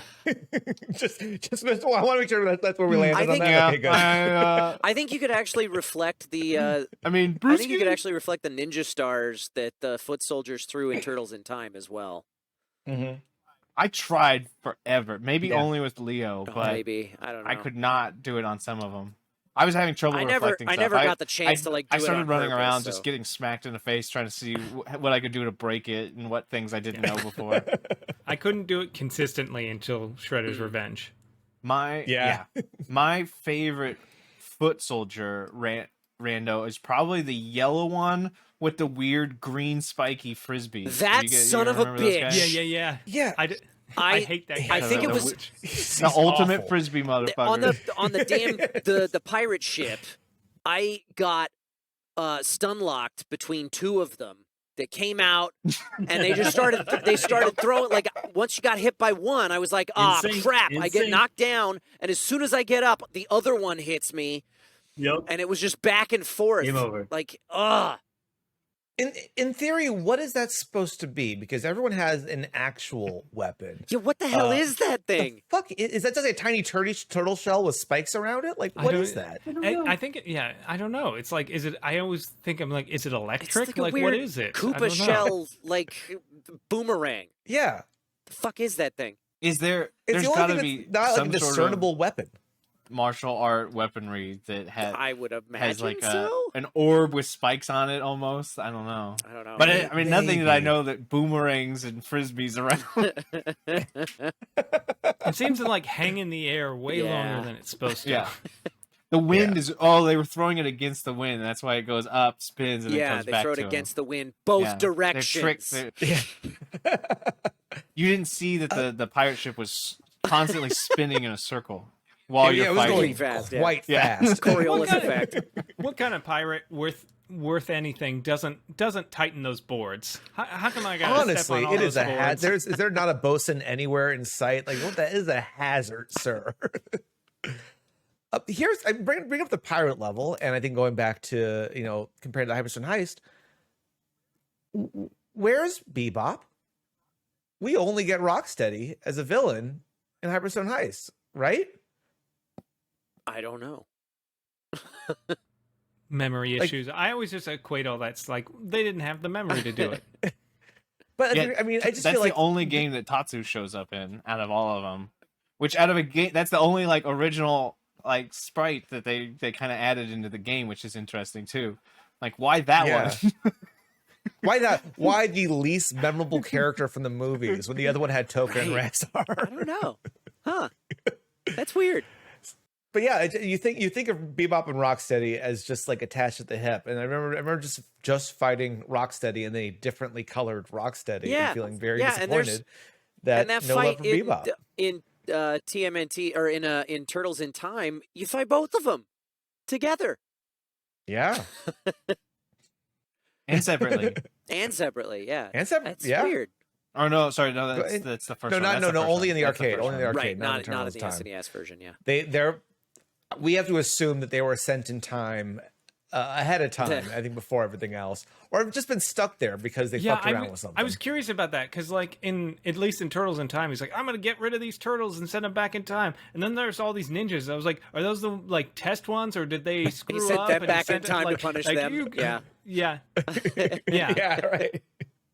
Oh, see, I always took it as because this is going back to Turtles in Time, but kind of like how I talked about in the arcade, like I only ever remember the first level because I barely ever passed it, and then probably never got to the second boss. But in Turtles in Time, I had that cartridge from the time that I couldn't beat Baxter in the first level to the time that I finally like progressed, and I remember like going through the game, like growing up with it, and finally being able to beat Super Shredder, being like, I've achieved everything in life. I can die happy now. Right.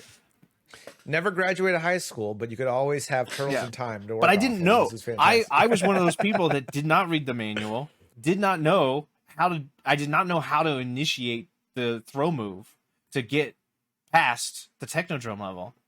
So for years, I would play the game until I got to that level, and it would happen randomly. I would accidentally throw foot soldiers, but I would spend hours just mindlessly grinding and killing foot soldiers, trying to survive long enough to get to the first level in time. You're saying you had this for years, stuck at this thing for so long, And I loved it.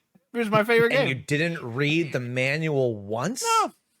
I don't remember ever gotta reading a defend manual like for I my gotta No, defend I my never friend read here. manuals for video By the games. time I probably Are you all fucking I monsters? probably had pizza and soda all over it by the time Yeah. it would have been ready to read it. If I was brought to a Toys R Us and got to buy a game, that box was open before I got in the car. Like I couldn't play the game. I was reading the manual immediately because I needed to ingest as much of this thing. I would as read the early as manual in the possible. car on the way home, but it wasn't a very long car ride. And as soon as I got home, I was done reading the manual. I was going to play the game. I don't think I remember ever getting a cartridge, like being at the store when it was usually gifts. Yeah, They were yeah. given to me next to my console. So I would open the box and immediately rip it out Right. and put it in. So there was no time to digest That's the fair, information. but that was like bedtime. I had a light by my bed, and that was bedtime reading for me when I was ignoring like. I didn't get into Catching that the until I Rides and got bullshit, into like- the Prima Ocarina of Time guide. Yeah, because that was the only way to get through that game. and That textbook was the one that I Yeah, went to bed with. right. Yeah, I don't think I started Listen, I'm reading manuals till dyslexic. like PlayStation I didn't read. and 64 times. All right, guys, we got one more game on here. The only modern game on this list, and it coming in a great time. TMNT Shredder's Revenge, released for, I'm just going to say all modern systems because it's just about on everything. And the only game here not produced by Konami, instead produced by Tribute Games, who did Mercenary Kings, Wizorb, Flint Hook, a lot of great sort of pixel art-based games, and published by Emu, who worked on the Wonder Boy remake, the Streets of Rage 4, Windjammers 2. Everything they've touched so far in bringing back an old franchise has been gold. And despite this being a modern game, is arguably a love letter to everything we've talked about so far, merging the tight beat 'em up mechanics of a lot of these games with a full 6-player mayhem. How do you guys feel about Shredder's Revenge in the light of playing this alongside these sort of classics that were ingrained in their memory, this not having the full advantage of nostalgia that I think some of these other games do? I absolutely love Shredder's Revenge. I think it is a phenomenal spiritual successor to the whole beat 'em up Turtles franchise. I think at the surface level, it's got the look and the feel and the voiceover that captures that nostalgia. That's crazy. I think They that's got- the entire original cast, right? Well, Robert Paulson. They got the original 4 Turtles. Right. I think everybody else is voice match because Got it, okay. obviously they couldn't get oh wow, I'm blanking on his name, but Uncle Phil who voiced Shredder. Yeah, who voiced Shredder. 'cause Right, he's, right. He's no longer with us. He but, passed away. Yeah, I think Wait, I don't remember hearing Corey Feldman in this game. up to He was 6 Splinter. up to 6-player right, multiplayer. right. Are you kidding me? Like instead of being captive 4, you could play with 6. That's great. They add in the world map and the collectibles and the challenges. They give it a little bit of replay value by letting you unlock Casey Jones and scaling difficulty levels and then the unique move sets for each character. Then you unlock more moves as you level them up.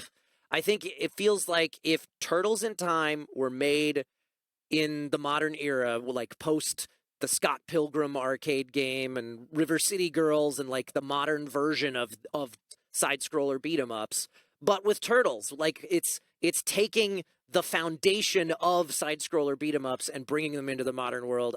It's the best one of the bunch for me. I love Shredder's Revenge. Mm-hmm. I'm gonna piggyback on that thought, but to no, not piggyback, segue into my own thought with that. Basically, like, I think that a lot of what Kyle touched on is what sold me on the game from pre-release about it. But looking at it with the light of going back and looking at it in the total franchise and how it compares, I think that it was a little. I think that it only works with our nostalgia from Turtles in Time. I think that the game itself is. I mean, the gameplay is great. It's solid beat 'em up action, and because it does borrow so much from our old games. But what they didn't do was really add anything to make that a unique package to me. They had the voiceover cast. That's great. I was super excited. Except most of that game is just text without voice. The first thing you get is a fully text-based cutscene. You get 1 or 2 lines from them. You get the title announcement, and you don't even get that many callbacks during the actual gameplay. I was very let down with the amount of how much we have the original cast. They're coming in. They're going to record all these lines, and then we got most of the game. It was just text on the screen. Yeah. And I'm like, come on, we can do better than this. So that's an interesting point. I don't think you're wrong. But is there an element of, because of where modern gaming is now, knowing that they could technically do more and didn't? Is that kind of the issue? Because it's still giving us more than these other games, right? And we're not going to punish these other games for not having that because they couldn't. But we're still comparing them to each other. So I don't think that they did. I don't think it had anything that the other games didn't. I think that other than just the cast, other than the people who recorded those lines, I think it had the same kind of callbacks it had in the other ones. The arcade cabinets actually had more callbacks than the console versions did too. You didn't think this had tighter gameplay all around, like the range? Oh, of I definitely do. I mean, it came out 30 years. Almost, like exactly 30 years after Turtles in Time. The gameplay is the best gameplay out of the whole series because it knows exactly what you're just talking presentation in this case. Got it. I'm talking as a unique package. I actually was a little bit annoyed because I don't think that Shredder's Revenge has the replayability that any of the other ones do. And it comes from that nostalgia value too, a little bit. Like if someone says, "Do you want to? Hey, look, this arcade this bar we're at has a Turtles cabinet." I'm like, oh, I'm going to get change right now. We're going to play it. If I'm at somebody's house and they're like, oh, look, I got the SNES and it has Turtles in Time. I'm like, I love this thing. Let's fire it up. Let's play the first level just for no reason. But like this one, I don't think it has the staying power to draw me back in. Even with Casey Jones being a bonus unlock to make me replay it a second time, like, he only comes out after you finish the game, but I don't really see the point in going back through with him other than I played one level with him after I unlocked him and I was like, cool, I do not want to keep going. I got all the unlockables. Nothing else happened. It's just thank you for getting this. There's no sound test. There's an options menu. On a game that they paid Wu-Tang to make a custom song. They paid 2 of the Wu-Tang members to make this. Raekwon and Ghostface, both do their song together. Yeah. It's a fucking amazing. It's a great song, and they go hard on the track. track. In this game is rad. Soundtrack's unbelievable. And the credit song is done by Master Run. Yeah, Mega Ran. Yes, I love Mega Ran. And I'm like, none of this stuff is available to hear unless you go check out the Spotify album. Like what is going on? Like, where is this? Like, why would they pay for this and not put it in the game? So that's very interesting. Because I'll peel back the curtain where my own head is at. I'm probably going to rank this the highest of the 4. But to your point, it is the only game that left me wanting more from it. Whether it be more characters, where I wish it gave me more than it did. Which at some points feels a little selfish because it gives me more than the other games. It's more levels. Yeah. It's a very solid, super great game. It's like, oh no, you want another scoop of ice cream? Too bad. It's kind of dealing with that. But you're right. Like I had a blast when I got it. I loved playing through it, but I did it once and haven't gone back to it. I still have great fond memories of when I got it and played through it. And I think I have actually yet to play through it with other people. I just haven't been able to sit down and do it. So I've only soloed it, which might be part of that. But yeah, I've not been driven to go back to the game. Once I beat it, it was like, that was a blast. I loved it. This is a great game. And then not touched it. Dustin, Eric, we haven't heard from you yet. What do you guys feel about this one? I think I agree pretty much with what's been said. I liked this game so much. I had such a fun time with it. When you fight Wingnut, yes, I was like, oh, I had that toy. I forgot he was. I forgot he was a thing because I had that toy. I didn't know what was. It was just one of the many because I just had all these random toys and they all fought each other, so I didn't separate them. But I was like, oh great, and it was like, and then like you find all those frog guys. I'm like, who are these guys? Like, there's so much here. I was like, wow, I don't know nearly as much about turtles, but I think having played them all in order. Or at least in this order, I was like, I like this a lot. I might have liked this more if I hadn't played one of these in 20 years. But having played Turtles in Time a few days before I played this one, I do think I would rather play Turtles in Time again than I would play this one again. Interesting. Dustin? Yeah, so I really, really like this one. But yeah, in terms of replayability, I think I'm on the same page that it's not as replayable. Somewhat, I have an urge to replay it just because there's so many little nostalgia lore reference drips throughout the game that you don't even get them all the first playthrough. Like I was doing the boss battle against Krang and he was like, he did that little line where he's like, I'm invincible. And I just that stood out because I just beat him in one of the old arcade games and he had that same line. So there's just all these throwbacks and just the art style of it is so close to the original 80s Turtles, it draws me in there. I remember first seeing the trailer, and one of the first things in my mind was, this is proof that the original style can work in a modern presentation, right? I remember seeing that the animated trailer and seeing the movie. It's like, yeah, if they just did a cartoon based off of the lore and the world of the original in this style, it's still it doesn't feel dated. It's still all Bebop and Rocksteady with their midriffs and, fucking... When every action figure had their tongue sticking out, it all for some reason still feels timeless. Great. Yes. But we can all agree that this would have been better if Michael Bay had stepped in at some point, right? Oh yeah. This can't go unchecked. He needs to put his stamp on it. The thing that stood out to me in my notes is that this is the first game that really deepened the lore for me in that ninja is a part-time job, that they all need side hustles because you're at the pier and they're working the fry station and all this. So they have full lives, but every once in but when the turtles show up, they're like, we got to fight these turtles now. Yeah, I love this. I love in the first level and you're getting past the cooking area, and when those ninjas kind of the foot hands slam down, they have the wooden spoons in their hand. And then when you're at the zoo, you got the guy eating an ice cream and he's like, oh gosh. Or the at the shopping mall, they just finished shopping, they drop their bags to fight you. There is so much character in this game. I think it's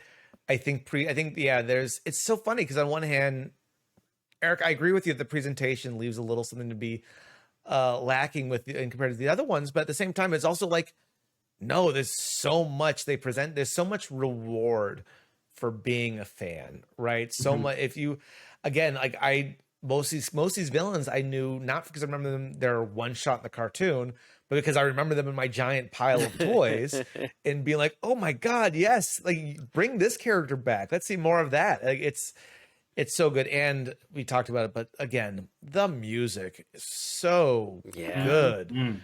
Even just listening to it earlier today, it reminded me of some of the tracks again, and just it's across the board. Again, the flying over Manhattan one, it feels too Sonic Adventure 2 to me. I brought that up earlier. I can't unhear it.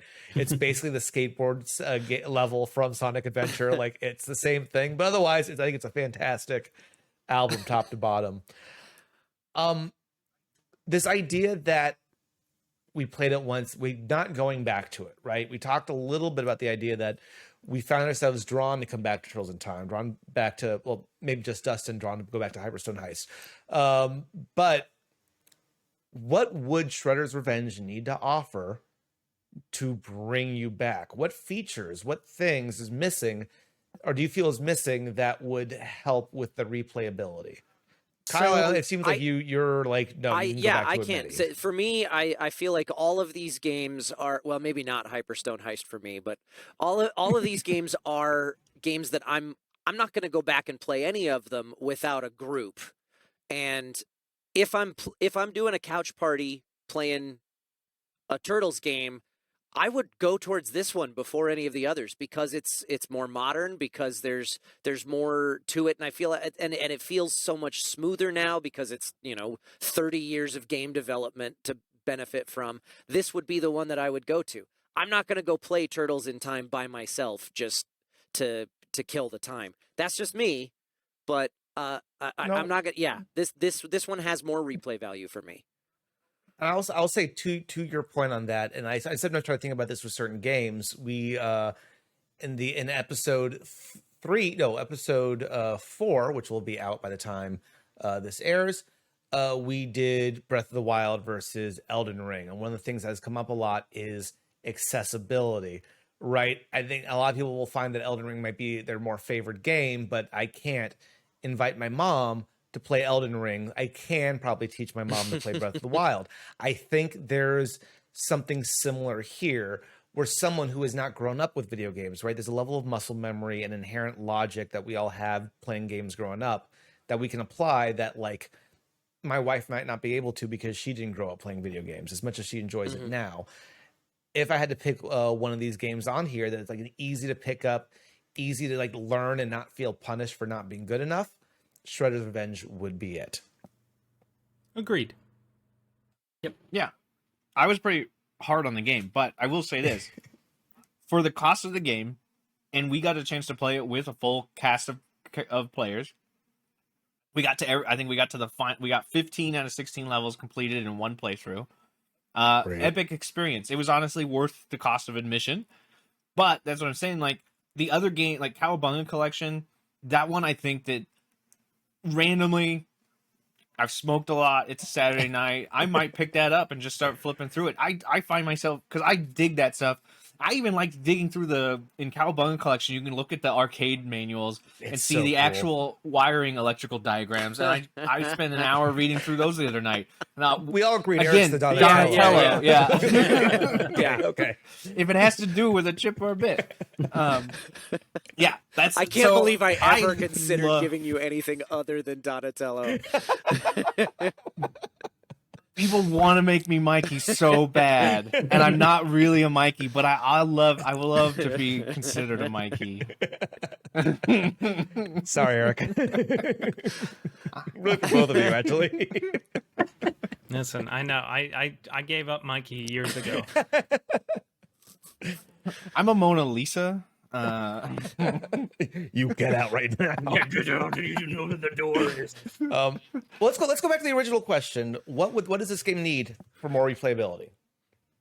So I had brought this up while we were playing it. I really liked the progression idea that they had. I wish they would have expanded on it more. I wanted more of like an RPG mashed into a beat up, which they kind of started to do, but in the same way that like Borderlands is an RPG. It's like just sticking your toes in. Like I wanted them to cannonball in there and give me like unique stats and like tech tree ability, like different ability trees that I could go through for my turtles to learn new skill sets and moves that weren't just like generic. They all seemed very samey in the sense of like the move set. And I think that would really like just make the replayability like skyrocket for me, and just having that kind of character customization in there.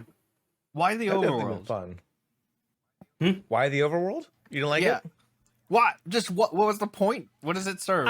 Level select. Why to did be they able to go back and play a specific Yeah. level over again instead of having to beat 6 of them before you get to the one you really want to it's replay. Collectibles. It's a really fun, like overly complicated graphical representation of a level select It is. screen. But what does it do? Why do I have to complete a labyrinth to go pick a level? It's fair. Yeah, It is. I feel it is like sometimes it it didn't takes too provide long. anything. I feel like it's a callback. It gave me hopes. I feel like it's it gave me hopes like Dustin had. I was like, this is Legend of Zelda RPG. I'm going to collect items and I get to use different things. I'm going to need to I got to go back to the city to pick up the sewer lids so I can go to the underworld and use them. I think it's a against this nod bo- to no, other. I none of think it's that a nod happened. to other classic retro games like Super Mario World It is or something. That's Yeah. all it is. Yeah, but Super Mario, you could choose different paths. Well, There were is secret that. paths. Yeah. Yeah, I mean, I agree with It's that. a lot of great starts to it's like, and I think that's again going back to my complaint that this is all nostalgia bake. Like it is just like the overworld is there to go, oh, this is so cool. Like all of it is just that Yeah. woo. But then like it over a very basic decent package. And I'm not trying to, I sound very critical of this game, and I'm not trying to be critical because all of these games rank fairly like decently. No, to I mean me. this is the place for that. Let's because we're going to be comparing them to a lot of other games soon. So let's it's worth diving in. I do think that there's something to look. They give you an overworld and they give you collectibles. But the collectibles aren't that hard to find. You just destroy everything in your path. We and got you'll just almost find it. all of We them on our did, first yeah. playthrough. Yeah, it's pretty clear what's smashable and what's Right. not So like in if every they level. were harder to find, then I'd have more reason to backtrack, in which case a overworld map maybe helps a little more in that case. It was also, I mean, that's again, it was really fun to see the bonus characters because they're not included in the game and playable. They're not bosses, and instead of just having them in the background, they are semi-interactable. Like there's something to do with. Who are those with, elves? I remember Those those neutrinos? dudes. Towards it. They had the From little Dimension hot X? rods. They were like they were cool greasers teenagers from, outer space. Dimension X.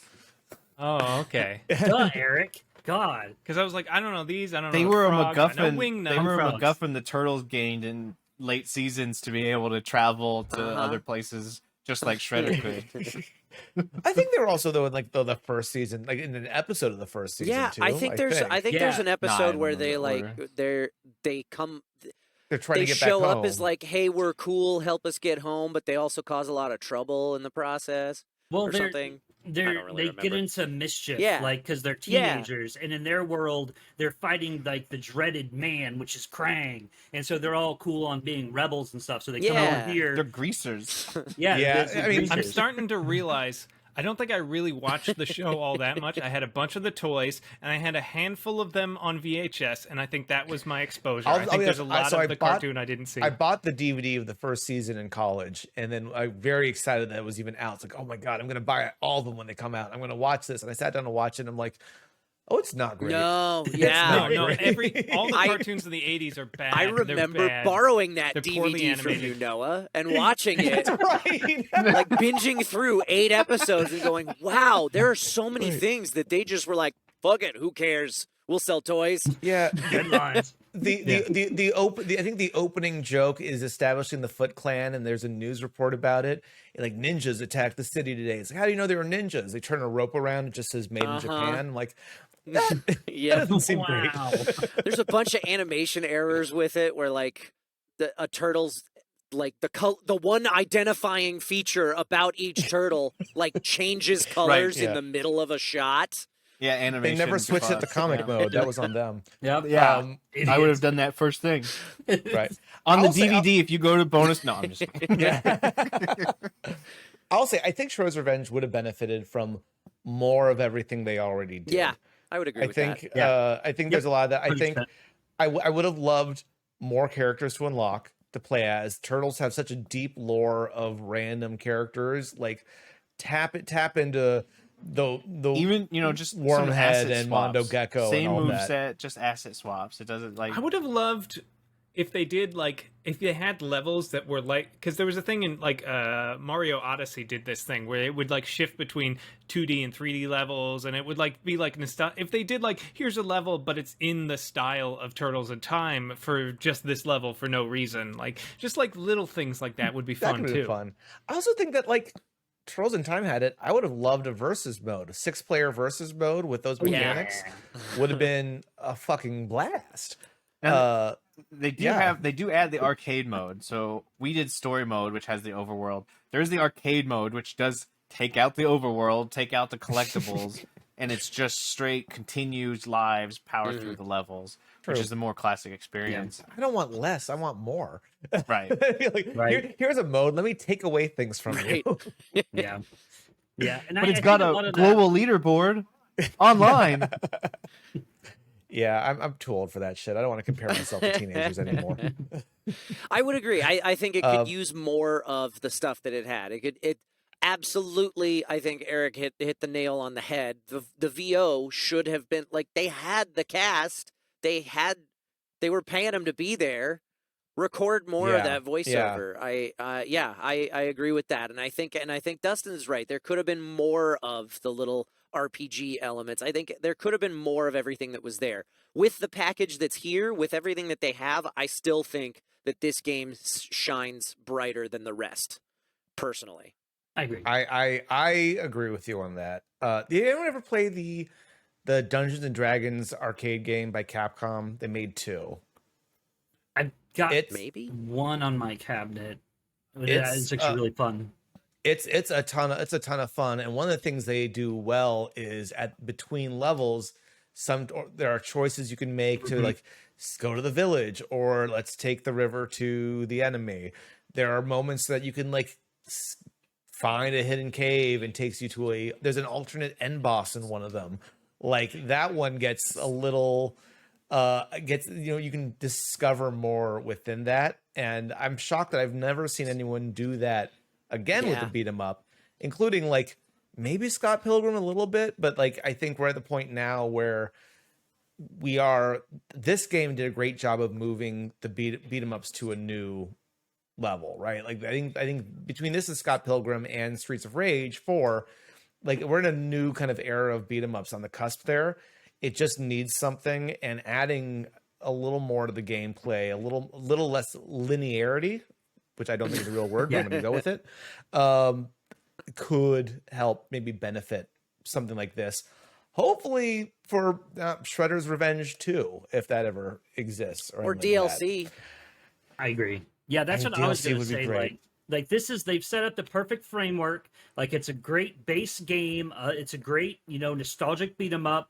Now's the time. I'll pay $20-$30 for some good DLC that gives me those features, I mean, it was a high-selling game. Yeah, it did well. They should have the funds to do that. Like they're a good publishing company. Like they can make some more money. They could reinvent the beat 'em up genre. Like I feel like that's where it's at. I've been there for a while now that I want more from the beat 'em up genre. I love the beat 'em up genre, but it's been so stale. Like mechanics haven't changed, and like what you're saying exactly, Noah, the choose your own path kind of progression, those kind of mechanics can be worked in easily. Like there's so many things these developers could be doing that I just wish they would. And in the Turtles in Time, like in this, like this whole package, this whole project, I really I wanted it to be so much more just because I love, what it was representing, and I wanted more of it. Yeah. On that note, guys, we're going to open the floodgates to all 4 games. Before we go into our ratings here, is there anything that anyone wants to say that hasn't been said yet about anything on the list? Nope. I'm checking my Ninja Turtle notebook that I wrote all my notes in. But this is the early aughts version. Yeah, the of early Turtles. aughts one. Oh. Yeah, I found this holding out in my old doodle. That's the one bin, so I was like, "This is an original." That's the one that my buddy Michael Sinter Nicholas voices Leonardo in. Oh, nice. I thought you were going to say your buddy Jason Biggs. No, that's a later iteration version. of the Turtles. I did like the 3D Nickelodeon one that was not the most recent one, but the previous. Yeah, that was the one with Jason Biggs that was the and Sean story. Astin. Yeah. Yeah, that story was actually like got really good. did. I got really Yeah, into it. I was a I little dug it. disappointed when it. Yeah.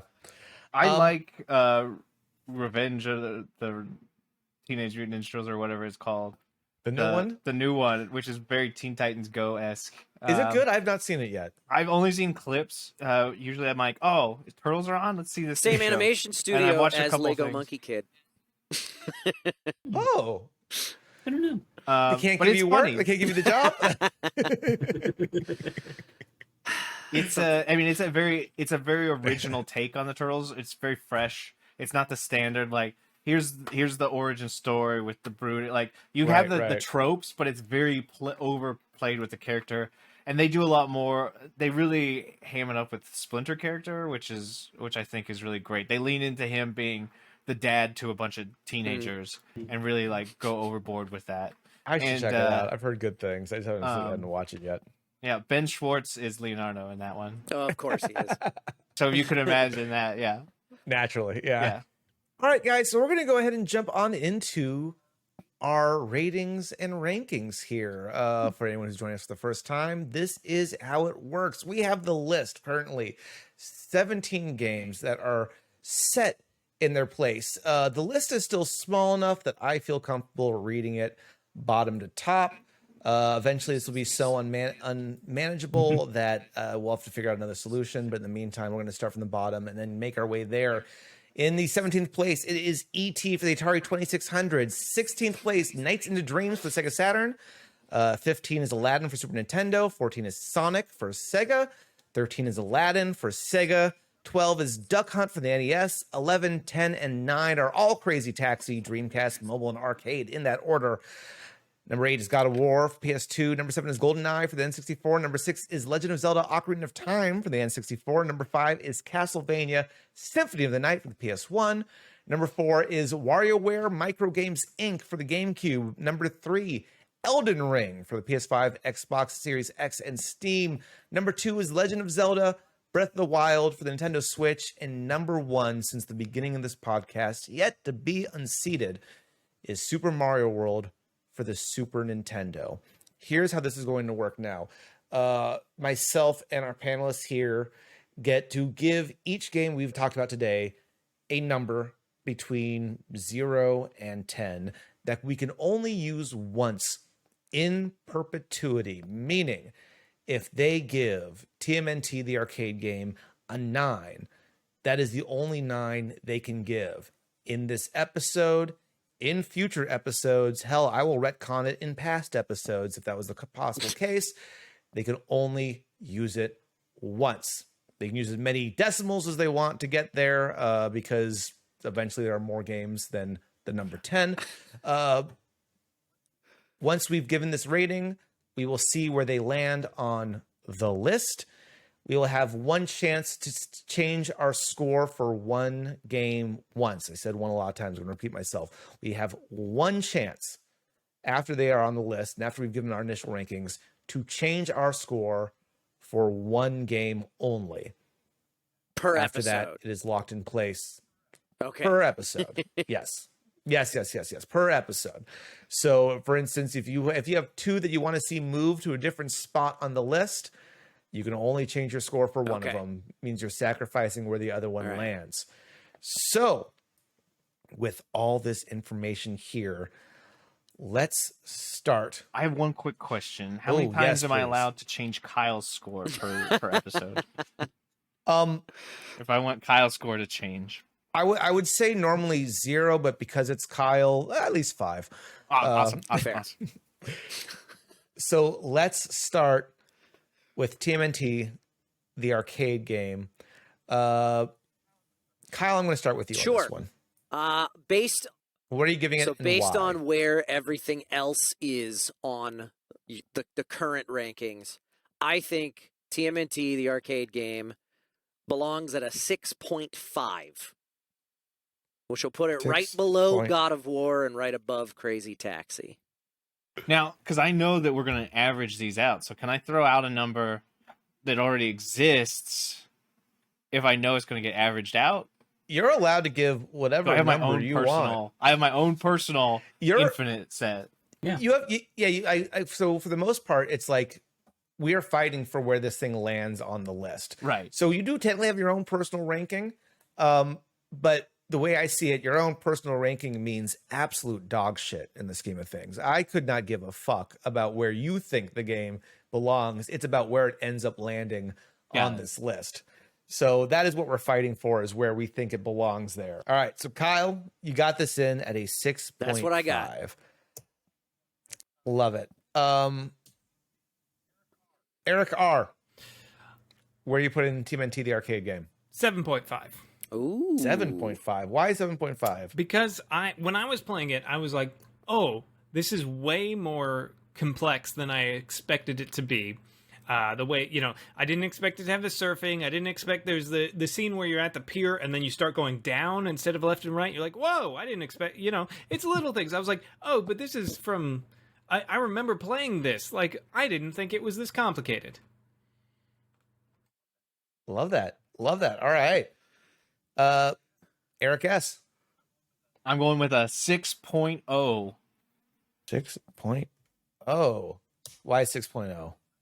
I mean, it's the original, it's the classic. It's great. It is not 6.0 is not a bad ranking to me. I mean, this is in the scheme of everything ever, so I feel like that's pretty solid right there. Like this would be up there with them. Interesting. Okay. If we compare this to the list we have here, you think it is, interesting enough, better than Crazy Taxi for Dreamcast, but worse than Crazy Taxi for mobile. Right. Love it.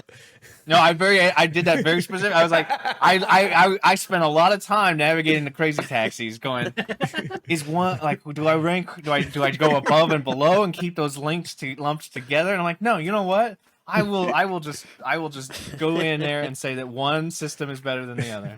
You are an agent chaos, sir. I love it. Dustin, what do you got for the arcade game? I got a 7.111. Wow. 7.111. Wow. Why so specific, sir? It's the grandfather of, the modern beat 'em up. It's carried its legacy on through. It's a pretty dang good game, and I think it still holds up. So it deserves a pretty good number. Great. This is awesome. Love it. I am going to disappoint all of you and give this game a 5.3. Why? I will explain my reasoning, because when I'm looking at this greater list here, it is a fun game. I enjoy it. It's a fun game. But kind of thinking back to it, I don't know if I enjoy this particular Ninja Turtle game more than, say, Duck Hunt, playing Crazy Taxi. It is a good game, and I will be honest, Aladdin for Genesis is a pile of dog shit I got outvoted on. And so it definitely deserves to be above that. But I'm not sure it's as good of a game this is. I'm not sure that if we're comparing to all games of all time, it necessarily beats the upper half of this list for me. But that's my opinion. Let's move on to Turtles in Time. Eric R., I'm going to start with you. 8. 8. It's such a good, fun game that flows so well. And it has it's the same, it's the arcade game, but it's like, what if we had, a couple of years, more memory, more power, and we just made something that's like that, but better. That's great. I love it. That was perfect, concise. Eric S. All right, so Turtles in Time, SNES. I really weighed this one in there, but I think that if the SNES came bundled with Super Mario World, and that is one of the super solid game. Like, introduces you to the system, definitely, one of those required gameplays. But when I thought about it, which is the cartridge that's fused into the machine that I can never remove, and I'm gonna go with Turtles in Time is the more important cartridge to me, and I'm gonna give it an 8.576 to try and outrank it. 7 To try and dethrone Super Mario World. I think that this is the better all in all package than Super Mario World for this. So better than Super Mario World, better than Legend of Zelda, Breath of the Wild, better than Elden Ring. Some of these heavy hitters of the modern era. You're saying this Turtles in Time deserves to be this at is the very top. I feel like this is a required play. If you're going to introduce someone to the concept of video games, this is a required play. That's a real Raph move from Donatello there. All right. Dustin, what you got? So I've got Turtles in Time SNES at an 8.512. 8.512. Okay, why that? You cannot disrespect the Turtles in Time SNES port. It is just one of the best games ever created. I will never tell you no. I will not want to play the Turtles SNES game. You say let's play it, I'm down. 8.5. Let's go.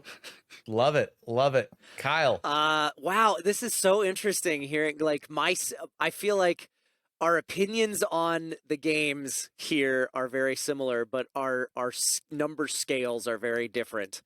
Welcome to the fun, sir. See, for me, now, and I have a number in my back pocket for the arcade version of Turtles in Time as well. And because of that, I have a very specific number for the SNES version of Turtles in Time. And it's a 7.389. 7.389. Yes, because I think it's not as good as Zelda Ocarina of Time for me. And the arcade version of Turtles in Time is just a notch better for me. All right. I love that. Okay. I can pop back to my own notes here. This may be a theme that's going on. Still loved it. Is that right? Is that what I gave that? That doesn't make sense. I'm disagreeing with my own notes. Fuck this. Oh, this is gonna be harder. 0.5. That seems low. Yeah. No, I gotta give it. Yeah, this is fuck me. All right, I gotta give this a 7.399. Wow. This was hard for me actually because I do love this game so much. I do not think it's better than the top 5. As great as it is, and the hard part is I think it might be better than Super Mario World, but there's too many other games in the top 5 that I don't think it's better than, and I have to weigh that decision and live with myself. I think initially I was thinking, do I like this game more than God of War? And I was telling myself before we got on this, no, I don't. And it's okay. Sometimes I lie to myself. That happens. I feel that way about how I look in the mirror, and I feel that way about this list. So it's fine that I disagreed and changed the spot. But yeah, 7.399 puts in what I think makes sense for me. But best laid plans and all that. Hyperstone Heist. Right, Hyperstone Heist. Eric S., we're going to start with you. All right, this is my low B. I got a 4.0 for Hyperstone Heist. A solid 4. I think solid 4. You thought it was that much worse? I did. I mean, in the long scheme of everything else in the world, if you're going to play a Turtles game, this is not the one that I would say you gotta do it. If you can only play one Turtles game, go to Hyperstone Heist. I think that compared to the arcade, the Turtles in Time, Shredder's Revenge, and then Hyperstone Heist, I think, unfortunately, due to development hell that I've invented in my own head, canon, this game it's just not there. It seems solid. I think that and I think a lot of this comes from me being a Nintendo diehard growing up and never owning a Genesis. I only had one uncle that had Genesis, and he was more into the sports games, so I'd go over just to listen to the Madden theme. But yeah, I think that if you were Genesis, this was your only chance at playing Turtles. If you were the poor kid, not poor kid, but if you were the unfortunate kid that got the Genesis, yeah, I was the poor kid that didn't have machines, but somehow I even got these machines. So I was like, But we'll try not to cancel you. Don't worry. A 4. I think this is a 4. A solid 4. Dustin, why is Eric wrong? He is wrong because this is a 7.333, obviously. Woo! It is a good game. The graphics on this are amazing. The graphics on this Sega game are better than the arcade game, which is ridiculous to even think about on a home console having better graphics than an arcade system. That in itself gives it a 7. And I feel like the game design and like the mechanics touch-ups and just like the more aggressive enemy, it gives it a little bit of a boost over a 4 for sure. Is it Turtles in Time? No. But I wouldn't say it's a 4. All time. right. I just say this is all time. Kyle. Yeah, I mean, obviously I'm going to disagree with Dustin. We already know that that's coming. Although, surprisingly, I have a higher number in mind than Eric does. Because I think that Hyperstone Heist deserves a 4.6. It's 4.6. It's okay. It's not great. Glowing Yep, review from yep. Kyle McCarley. Eric, last one. What do you got? Ooh, I'm going 5.5. I thought I 5.5. was really lowballing it, but I was like, oh, I'm on the top of this. Yeah, it's good. I think if I were more of a beat 'em up fan, I would get some of the things that Dustin's saying like that. But as a layman to the genre, I'm like, this one's harder. I liked everything Dustin. I agree with what Dustin liked about this game. It was faster. The music. I didn't like the music as much. I'm going back to my opinions on this side, but let me talk more. No, it's. I mean, I'll say it's so tough with the Sega because I just don't think the Sega sound chip was as powerful. It was no, or and that was voiceover sounded like or the ass color on palette this for one. that matter. Yeah, and it really came down to to me, it came down to which console played Pizza Power better, and it was the SNES. Yeah, so going from Turtles in all- Time with all like the like a little bit of music and some like gurgly voiceover. Oh no, and then there's no voiceover at all. And you're like, well, that's a disappointment. Yeah, fair enough. I gave this one I have 5.8 for Wow. me. My two things here. If 5 is even, right? If 5 is I feel neutral about it, I can say that outside of Tatsu being an absolute asshat, who I never want to see again in anything, that this is still above that neutral line, right? This is lawful fun, I think, as opposed to true neutral. I'll also say that again, I'm looking at the larger list here, puts it above Duck Hunt, below Crazy Taxi. Crazy Taxi is, I enjoy Crazy Taxi a lot. And I think that is like that has that one more run kind of vibe that like I'm probably never going to go back to Hyperstone Heist unless someone else invites me to do it. It's not going to be on my like, you know what I'm feeling today? I'm tired and I've had 5 seltzers. Let me play Hyperstone Heist. That's just not going to happen. if I had a all real right. Genesis, I want an actual Genesis controller to play it.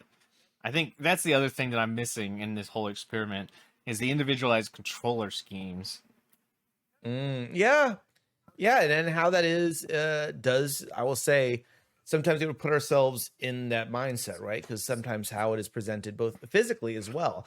That's what happened with Crazy Taxi.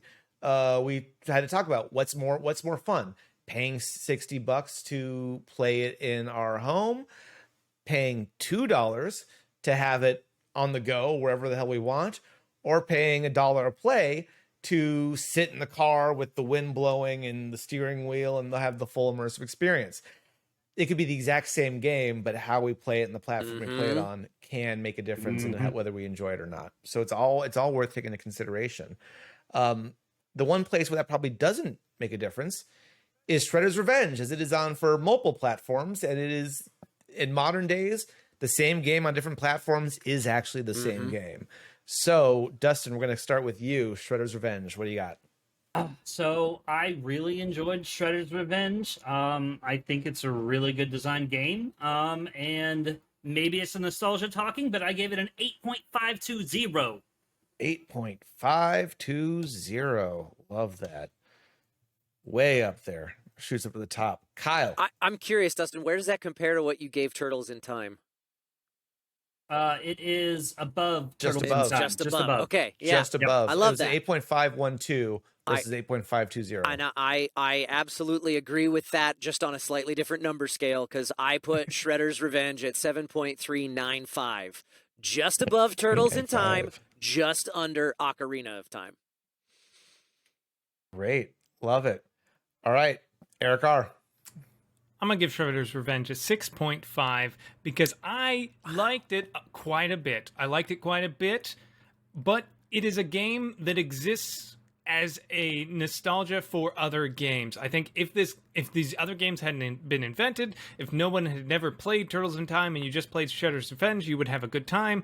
But I think they're trading on you like the old games and you also like the old cartoons, specifically the 80s cartoons. I think it's a great game, but I don't think it's going to stand the test of time the way some of the other things on the list will.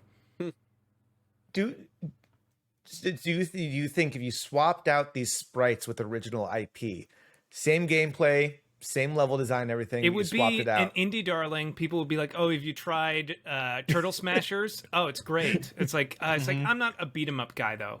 No, that's fair. That's fair. Eric S., you were the hardest on this earlier, but now I think I know Eric has you beat. So out of all the scores, this is actually my second highest, right under Turtles in Time. And I actually also gave this a 6.5. Wow. 6.5. And I think that in the grand scheme of games, obviously Turtles in Time is a package for me. Like, that's a unique package. And it's really kind of how I base this on a lot of these games too. Like, I want the full game package. I want to know everything about it. I want what did they sell me? Is it worth the cost of admission? And I think for Shredder's Revenge, 6.5. Super solid gameplay, great game. I really don't have that many complaints other than I wanted a lot more, which I don't know if it's just me being greedy, but now they're getting docked for it. Look, if they leave you wanting more, that is still something, right? The comedian that leaves you wanting more versus the one that doesn't means they don't sell another ticket. So Shredder, I don't pre-order games as a rule, but I'm right there on release day for Shredder's Revenge too. So, this is a very interesting spread, but I think of everyone, I think I match probably Dustin the most on this one. I give it an 8.5. For me, this really it was very hard to figure out where to place this. Because I just think it's such a good package together. It really is. Like, it did everything right. And if its only fault is that I want more from it, then that's a pretty great game. The game that basically feels like I don't want it anymore. I'm done. That's maybe 30% of Elden Ring at that point, because I didn't realize how fucking long it is and I had to jump off of it. I didn't need more. This is a game I want more from, and it's not giving it to me. It's a bit of a tease. It's a naughty minx, but I got to give it credit that it's one hell of a game to play. So we've locked everything in here, guys. Let's pop over, starting with at the number 16 spot, sandwiched between Aladdin for the Sega Genesis at 17 and Duck Hunt for the NES at 15. It is TMNT Hyperstone Heist with an average of 5.4466. Making our way up to the number 11 spot, above all three Crazy Taxis, but below God of War, it is TMNT, the arcade game, with a 6.4822. Making way up to a number 6 spot. I did not expect this. Above Castlevania Symphony of the Night, below WarioWare Microgames Inc., it is Shredder's Revenge, the 7.483, meaning our top for today, but not top of the list, at least not yet. In the number 4 spot, below Elden Ring, but above WarioWare Microgames Inc., it is TMNT Turtles in Time for the Super Nintendo, 7.9752. Guys, looking at this list in whole, as I mentioned, you have one chance to change any one of your scores once. Man. To adjust the placement of where you think in this overall list that these games belong. You can be spiteful and if someone changes the score, you can counteract that with your own, or you can use it on something else instead. You only get one shot. How do you guys feel? I love where Hyperstone Heist and original TMNT Arcade are sitting on this list. Shredder's Revenge and Turtles in Time, I think, are a little inflated, both of them. But inflated? Yeah, because I feel like, I think Ocarina of Time is a superior game to both of those, but it's all the way down at number 8. I'll be honest. I did not enjoy my replay of Ocarina of Time. Really? Well, maybe I haven't played it in too long. Maybe that's the issue. Maybe that's the issue. It does not hold up to time in the same way. I had a lot of people disagree with me. Maybe that's the issue. I'm getting a lot of hate online, but that is my general feeling of it. I feel like that's me. That's me. All of the games that like those first open world 3D games of like that era, they don't hold up because they didn't know how to control games yet.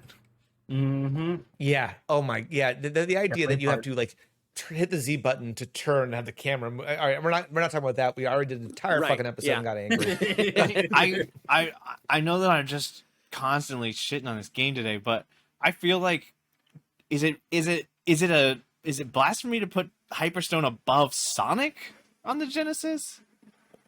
Like I'm like that's the game. Like it probably is better than Sonic. It probably is better than Sonic, though. Honestly, that's why I had Hyperstone Heist lower in my rating. But well, I don't know. I think Sonic should be ahead of Aladdin, but that's just me. So we can't always get what we can't. want. We can't change the order of previous games. It's both ahead and behind Aladdin. That's true. It is.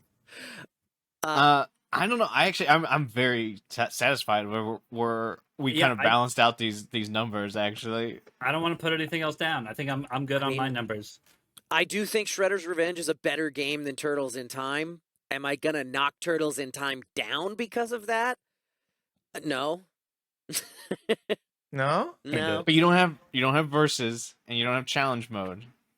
Eric R., I saw a little bit of a regretful look on your face. What are you feeling? I mean, I don't love that Sonic is so low, but I can't change Sonic. I can't help Sonic. I can't help that. I can't make people. I don't care for Crazy Taxi. Never have. But I can't. There are a lot of things I can't change. But where the Turtles are right now, I'm happy with. Well, what if I told you kind of the thing. You could? Wait, what?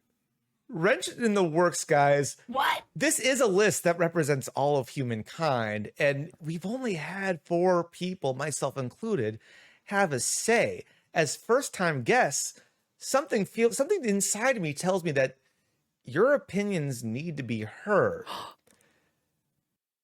Can we influence as a little bit of a wrinkle asterisk next to one of these titles that you guys, if you want, can add a score to a pre-existing game once, and I'll use this word again, in perpetuity.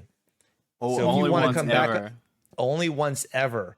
So you can... How much do you love Sonic the Hedgehog, Eric? Wait, so only once out of all of our guest appearances on the show can we influence Burn it now something or save else. it for the 5 Timers Club. Right. Yep. Yeah. Yeah, I'm gonna save mine because something's gonna piss me off down the line. Yeah, and I can't burn that right now. I don't know that I've ever actually played the original Sonic. I had Sonic 2, so I don't know. Maybe Sonic 1 deserves to be there. There was a lot of talk here about Sonic, and all of a sudden nobody wants to do it. Yeah, I know you gave us the opportunity. Everybody wants a Porsche until the keys of the Porsche fall into your lap. I based a lot around my opinion of Ocarina of Time, but now I'm being told that that's nostalgia speaking, so I need to go replay it before I move it. I was always more of a Majora's Mask kind of person. What do you think, guys?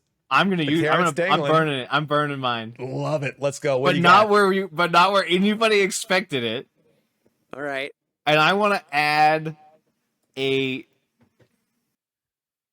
8.25 to GoldenEye. To GoldenEye. Wow. That's a good call. I don't hate that. I don't. I hate that I actually like that a lot. I do? Oh no. Can I? I mean, I'm gonna hit enter. 8.25 to GoldenEye. I burned it. I burned it. That's what. I mean, I don't look. I'm just a measly host here. That moves it not using above 8.25. Shredder's Revenge. It's up to 6. It just jumped a lot. I wasn't expecting to move that much. That's awesome. So let's go ahead. I want to give, and That puts this it above Symphony of the Night. I'm so angry. Okay. this doesn't affect any of our turtle stuff, but can I give a 9.5 to Breath of the Wild? Because Wow. I that game. Wow. You're regretting this already. No, opening I'm this bomb drop on us, Noah. No, I'm loving this. That game Oh, is God. so it is open world perfected. It is the perfect open world game. So Eric, you're giving a 9.5 to Breath of the Wild. Yeah, Good. I think it's better night. than Super Mario World. I'm still banking mine. I'm not burning it. Boom. I know I'll be I'm back saving on it this up. show at some point, and I'll want to move something else. Yep. We have a new number one. We have a new number one, guys. So you guys, Dustin, Kyle, you guys are saving yours for another a future date. Yep. Yep. Keep it I in my rest. pocket. Then we lock this thing in stone. The door is closed, left until the next time we do a podcast. And we are looking at our top 5 right now. Number 5th spot, WarioWare Microgames Inc. for the GameCube. Number 4, TMNT Turtles in Time for the Super Nintendo. Number 3, Elden Ring. Number 2, Super Mario World for the SNES. Unseated, dethroned from its high horse, and in the number 1 spot with a Hail Mary call from out of nowhere, Legend of Zelda, Breath of the Wild for the Switch. How do you guys feel about this list? Happy. I feel Things like I are need coming to up play some more nicely. video games, Yeah. honestly. It's all. I have If a- we are looking to represent mankind, I think we have done them proud. Will GoldenEye Remastered be a different title, or is that? Naturally. Yeah. Think of it this way. I plan on doing an episode that is every variation of Street Fighter 2. For God. every console, every system, because Hyper they are all Tournament Turbo. Turbo Sega, Alpha 2. Sega version, Super Nintendo versions, arcade version, Game Boy version. Like There's so many. every game, if it was made on different hardware, if it was made differently, it deserves to be look how many fucking crazy taxis I've gotten here. Like it deserves to It's be crazy its own how many entry. crazy taxis. If only there was a better word for it. I mean, yeah, like that's just the nature of this. We'll probably do the Legend of Zelda: Ocarina of Time 3DS version at some point as its own entry. That's just the rule of the game. So we'll go ahead. We'll lock this in. What a wild ride, guys! Before we go, let's go around the horn. Tell us about Board and Barrel. Give us your plugs. This is advertising time for you guys. Let's jump into it. Well, you can catch all of us on the Board and Barrel every Sunday night, or most of us anyway, every Sunday night, or most Sunday nights anyway, on twitch.tv/BnB Tabletop at 5 p.m. Pacific time. We play board games, and we have a rotating cast of guest voice actors and game designers and board game content creators, whoever we get that's in the LA area to come play board games with us. We keep things very interactive. You guys can influence house rules that help or hinder us throughout the course of the game, and it's a lot of fun. So please join us there. Yeah, it's an absolute blast, guys. I definitely encourage you check them out, especially live. Interact with them. It's a hoot. Give you guys socials real fast if people want to follow you. Sure, they can always check me out. I'm mostly Eric on all of the social media platforms. You can follow me on Twitter at Designer Dustin. I am at Kyle McCarley on most platforms, social media platforms, at least the ones that matter. And we are all BnB Tabletop all over the place. You can find me. I'm the Eric TV on everything, and I just want to show off for the video watchers. This is an original watercolor that my aunt and I created back in 1990. I found this in my grandma's storage, and I framed Gorgeous. it. That's awesome. Yeah. Oh, She drew it, and I painted it. So Like Wow. you in went the with lines and everything. Yeah, and you went with the comic different greens, which is nice. Yeah. You did. I don't know. I was like, this is just a little kid's artwork, but there's something like weirdly like kind of cool about it with those sweeping greens and everything. I was No, like, it looks fantastic. I was like, this is something fun to put on the wall. I love the purple cloud around Donnie. Yeah, yeah, he's just all purple. right. It's from the machines, I think. Woo! All right. Anyone else hearts racing? Anyone else feel on the edge of your seat from that? Because I'll be honest, I did. I did not see that coming. Let's break that down a little quick, because I feel like when we filmed it, I had a lot of it kind of go. A lot of it was just happened at once, and I didn't have time to register. First off, GoldenEye shot way up there.